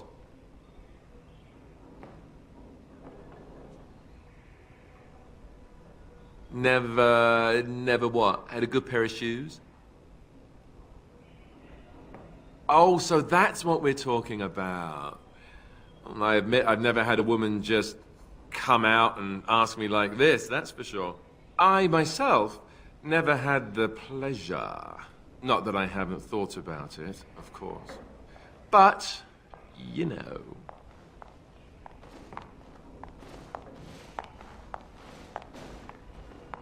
Well, living in the Chantry is not exactly a life for rambunctious boys. They taught me to be a gentleman, especially in the presence of beautiful women such as yourself. That's not so bad, is it? Of course you are, and you know it. You're ravishing, resourceful, and all those other things you probably hurt me for not saying. That's what I'm here for. It's a tough job, but somebody has to do it. Let us be off then, lest your risque talk make my ears blush. I haven't been here in a while. Something on your mind? Of course. You never asked?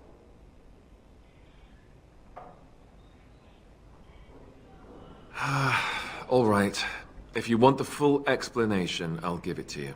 The thing is, I'm used to not telling anyone who didn't already know. It was always a secret. Even Duncan was the only Grey Warden who knew. And then after the battle, when I should have told you, I don't know, it seemed like it was too late by then. How do you just tell someone that?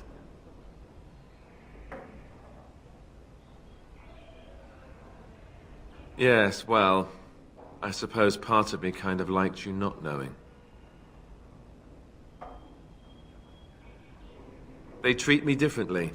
I become the bastard prince to them, instead of just Alistair.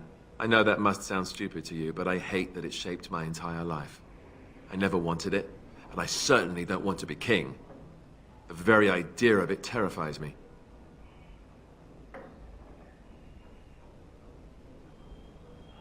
For all the good it does me, my blood seems certain to haunt me no matter what I do. And now Arleman plans to put me forward as the heir. It never ends, does it? For what it's worth, I'm sorry for not telling you sooner. I guess I was just hoping that you would like me for who I am. It was a dumb thing to do.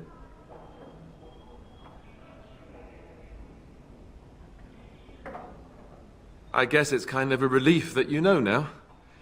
Let's go. I haven't been something on your mind. Of course. You mean other than becoming a Grey Warden?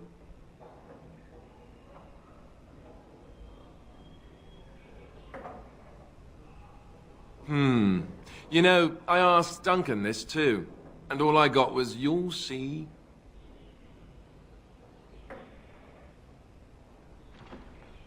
Oh, it's not that Duncan wants to keep it a secret. It's just that the Grey Wardens don't discuss it much. I gather it's not a pleasant topic. The first change I noticed was an increase in appetite. I used to get up in the middle of the night and raid the castle larder. I thought I was starving. I'd slurp down every dinner like it was my last, my face all covered in gravy. When I'd look up, the other Grey Wardens would stare, then laugh themselves to tears.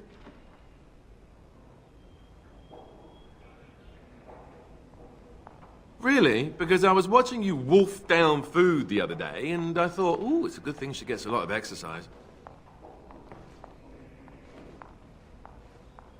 I'll say, I didn't mean it like that. No, don't hit me. I bruise easily. Oh, and then there were the nightmares. Duncan said it was part of how we sense the Darkspawn. We tap into their, well, I don't know what you call it, their group mind. And when we sleep, it's even worse. You learn to block it out after a while, but at first it's hard. It's supposed to be worse for those who join during a blight. How is it for you?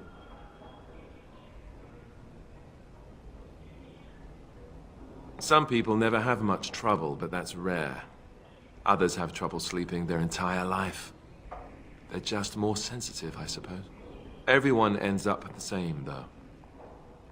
Once you reach a certain age, the real nightmares come.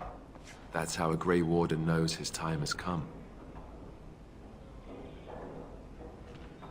Oh, that's right. We never had time to tell you that part, did we?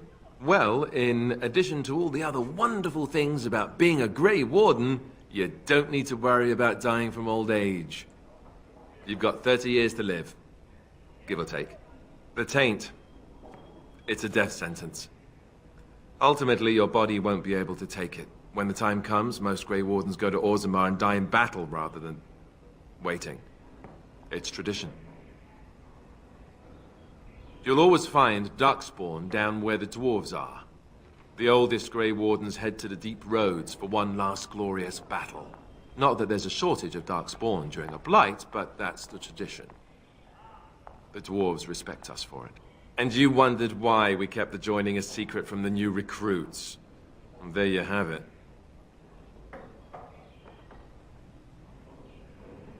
I suppose it is. We're the only ones who can stop the blight, however. Is there a price too high to pay for that? You know, Duncan, he started having the nightmares again. He told me that in private. He said it wouldn't be long before he'd go to Orzammar himself. I guess he got what he wanted. I just wish it had been something worthy of him.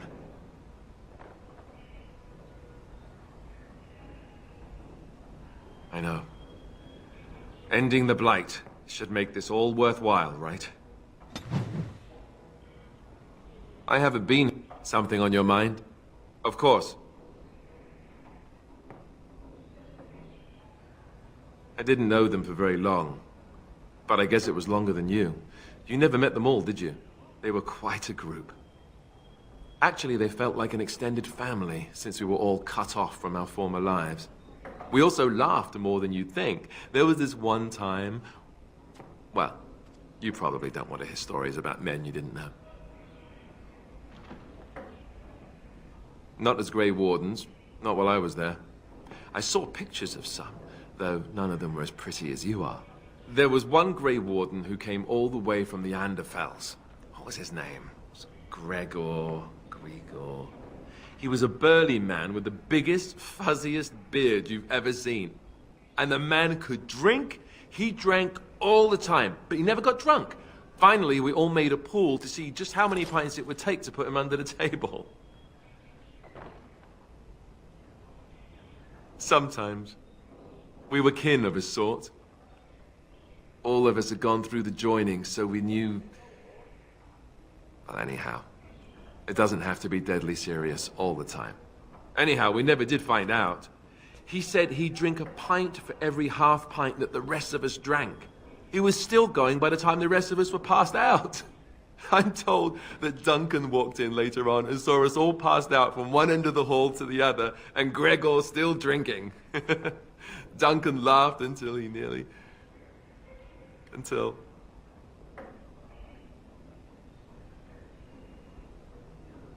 Yes, I suppose so. I thought I was done with this, but it just struck me that I have nothing to remember Duncan by, nothing at all. There's no body, not even a token of his that I could take with me. That must sound really stupid to you. I just would have liked something of his to take with me, that's all. Well, there's no use in moaning about it, is there? He's gone. Let's just go.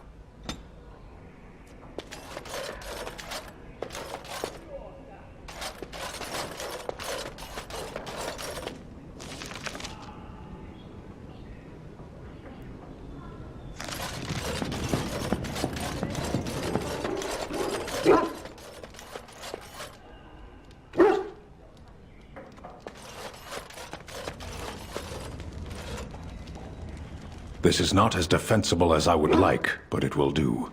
What is your wish, Kadan? I am hardly surprised. To put it lightly, no one has a place here. Your farmers wish to be merchants. The merchants dream of... Very well. Speak, then. Then I suggest we move on. As you wish.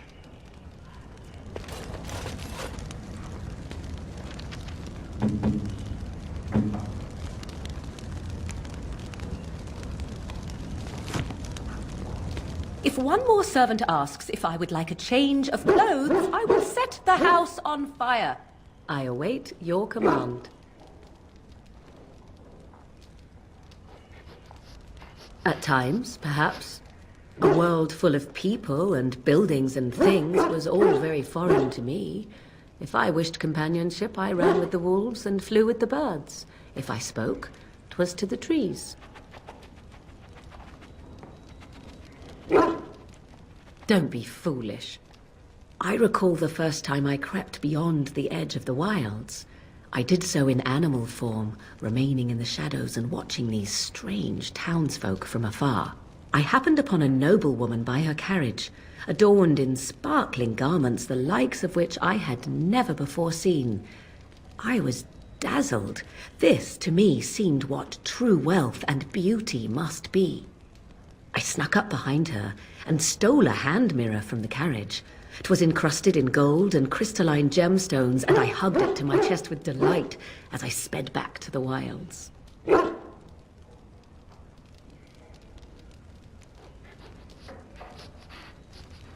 Flemeth was furious with me. I was a child and had not yet come into my full power, and I had risked discovery for the sake of a pretty bauble. To teach me a lesson, Flemeth took the mirror and smashed it upon the ground. I was heartbroken.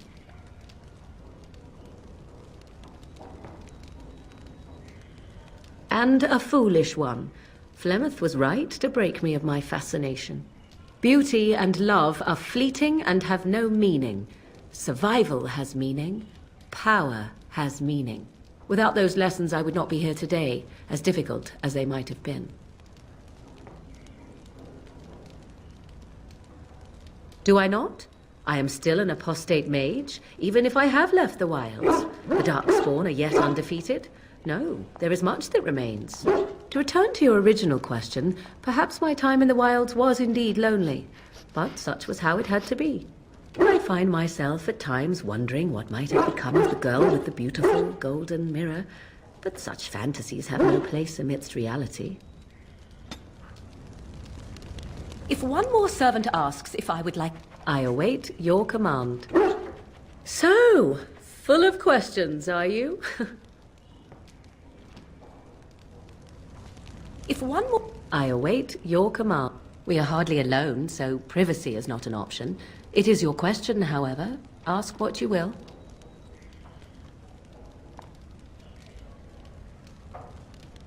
Indeed. I understand repetition is, in fact, the source of true genius.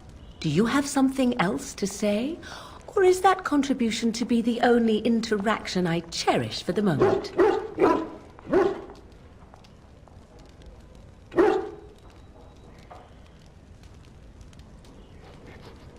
Good. Then let us contemplate our brilliance in silence.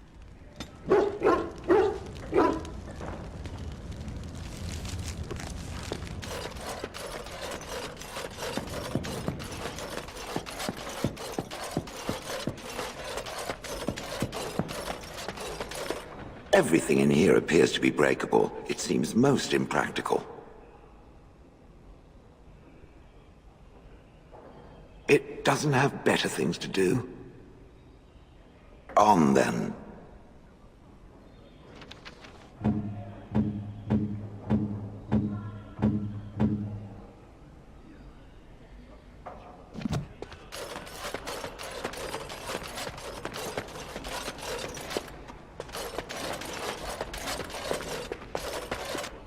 You know, I could get to like this. The last time I came to Denerim, I stayed at an inn so filthy the bedbugs had fleas. What say you?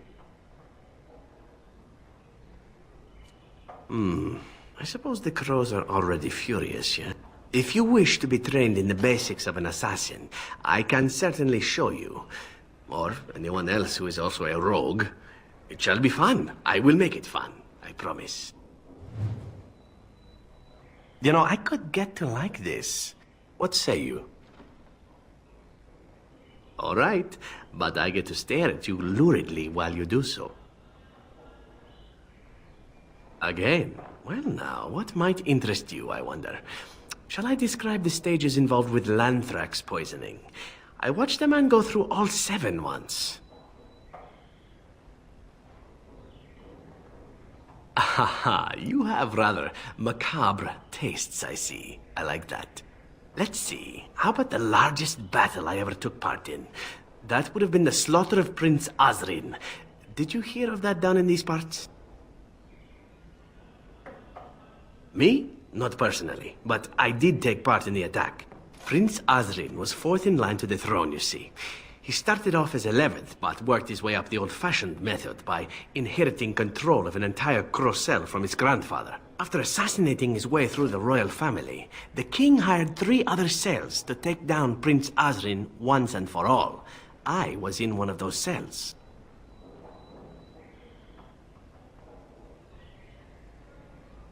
Antivan royalty is very much bound up in the crows. You wouldn't want it run by a bunch of commoners, after all, would you? And this means they get involved in politics quite often. This particular fight nearly bankrupted the nation, I understand. It almost ended up putting a crow on the throne, a commoner. But that's a whole different story. I played a very small part. My part in the entire battle was taken up trying to reach Princess Verina, who had thrown in with her brother. I killed about 11 of her guards personally before I got knocked out of a window. I landed in a river and nearly drowned. I was fished out by some urchins who robbed me blind. Made off with my boots, too. At least they didn't cut my throat. And that was my part in history. I had to find my way back to the safe house, bruised and naked, and thankful to be alive. But there you go. Tale told. Let's be off before I tell more embarrassing stories, huh? You know, I could get to like this. The last time I came to... What say you? All right, but I get to stare at you luridly while you do so. I know little enough of the Dalish, other than the fact that my mother was one, or so I was told. She had fallen in love with an elven woodcutter and accompanied him back to the city, leaving her clan behind for good. And there, of course, the woodcutter died of some filthy disease, and my mother was forced into prostitution to pay off his debts. Oldest tale in the book.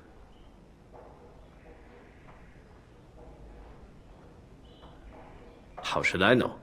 My mother was a whore, as you'll recall. None of the other elven boys in the whorehouse knew their fathers. I was not so unusual.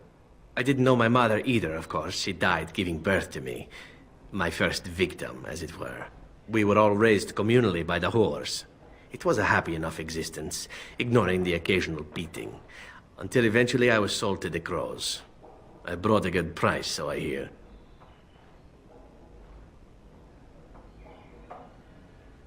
My original point is that my mother's Dalish nature was always a point of fascination for me. Through all the years of my crow training, the one thing of my mother's that I possessed was a pair of gloves. They were of Dalish make, I knew that much, and beautiful. I had to keep them hidden, of course, as we were not allowed such things. Eventually, they were discovered, and I never saw them again.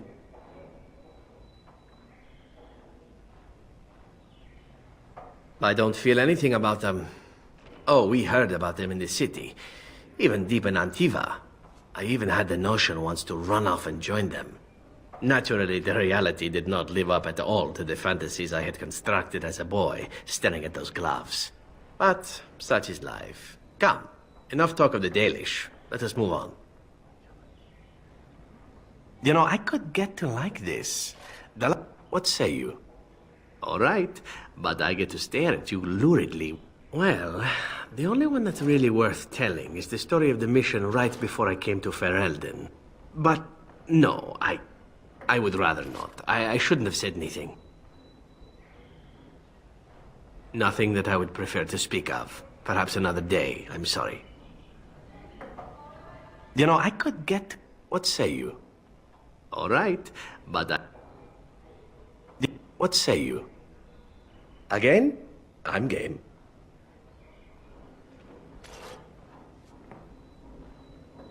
This could be a sensitive topic, my dear lady. Are you sure you wish to voyage there?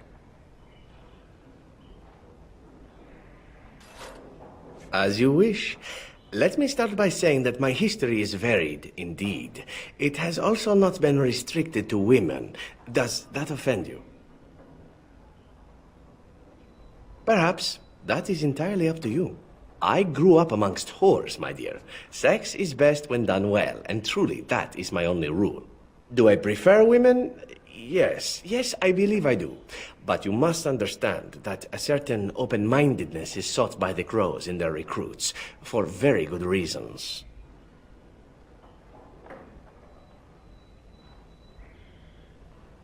I have had to do many things in my work as an assassin, some pleasant and many not so. The crows recruit elven assassins because we are considered beautiful by humans. I'm sure you can imagine the rest. I cannot change my past, obviously. I regret far more than the men and women I have been with, and if that is more than you can bear, well, then it is good we know now, yes?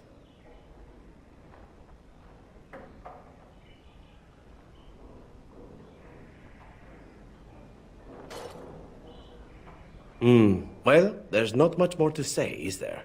I am what I am. No matter, such things happen. Let us return to other matters.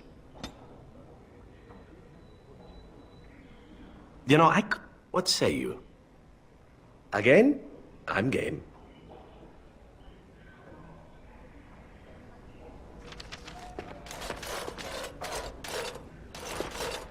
This is a nice change from having to sleep in the woods, isn't it? I'm here for you. Denerim is Ferelden's most important city, yes?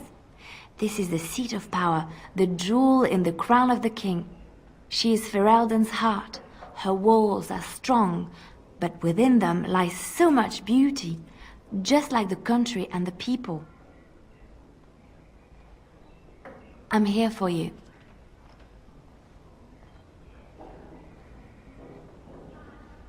Of course. Of course I do. I love stories far too much to keep them to myself. Everyone should be able to benefit from them, I think.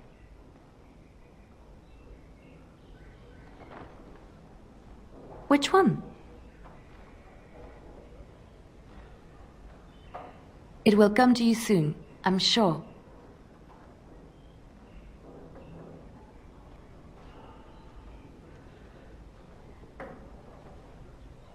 A long time ago, there lived a fair maiden called Elindra. She had many suitors, but spurned them all, for she did not love them. One day, Elindra was sitting by her window in her father's castle, singing and dreaming, when her lovely voice caught the attention.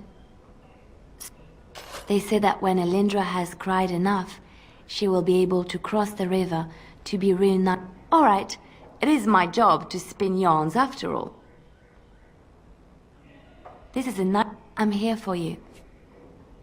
Of course. Wait, you want to talk about us? Is there something bothering you? Really? You think so? You're so sweet.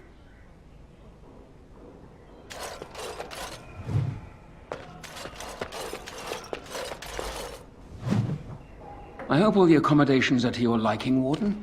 Please let me know if anything is troubling you. Is it true there's a prince among the Isle's visitors? None of them looked all that princely to me. As you say.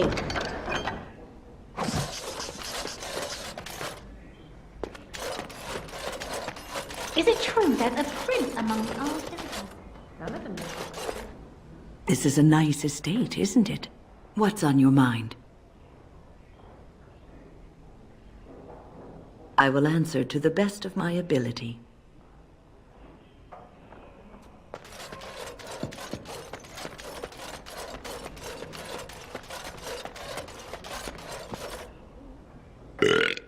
I got a moment, sure. What about? All right. All right then. I got a moment, sure. What the sod is there to know? You get mad, you fly into the heart. You need to shut that off. For some people, being in battle is enough. But others have to think about something. All right then.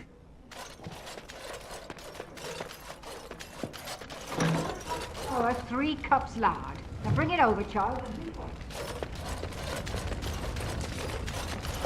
My mother says elves have the clap. Dinner's not ready yet, and don't ask. It'll be served when it's done, and that's that. Now, shoo, out of my kitchen. Can't talk now, sir. Mistress Agatha would have my hide. 4 cups flour, 3 cups lard. Now bring it over, child, and be quick. Indeed. Indeed. Yes. Horseford. Yes.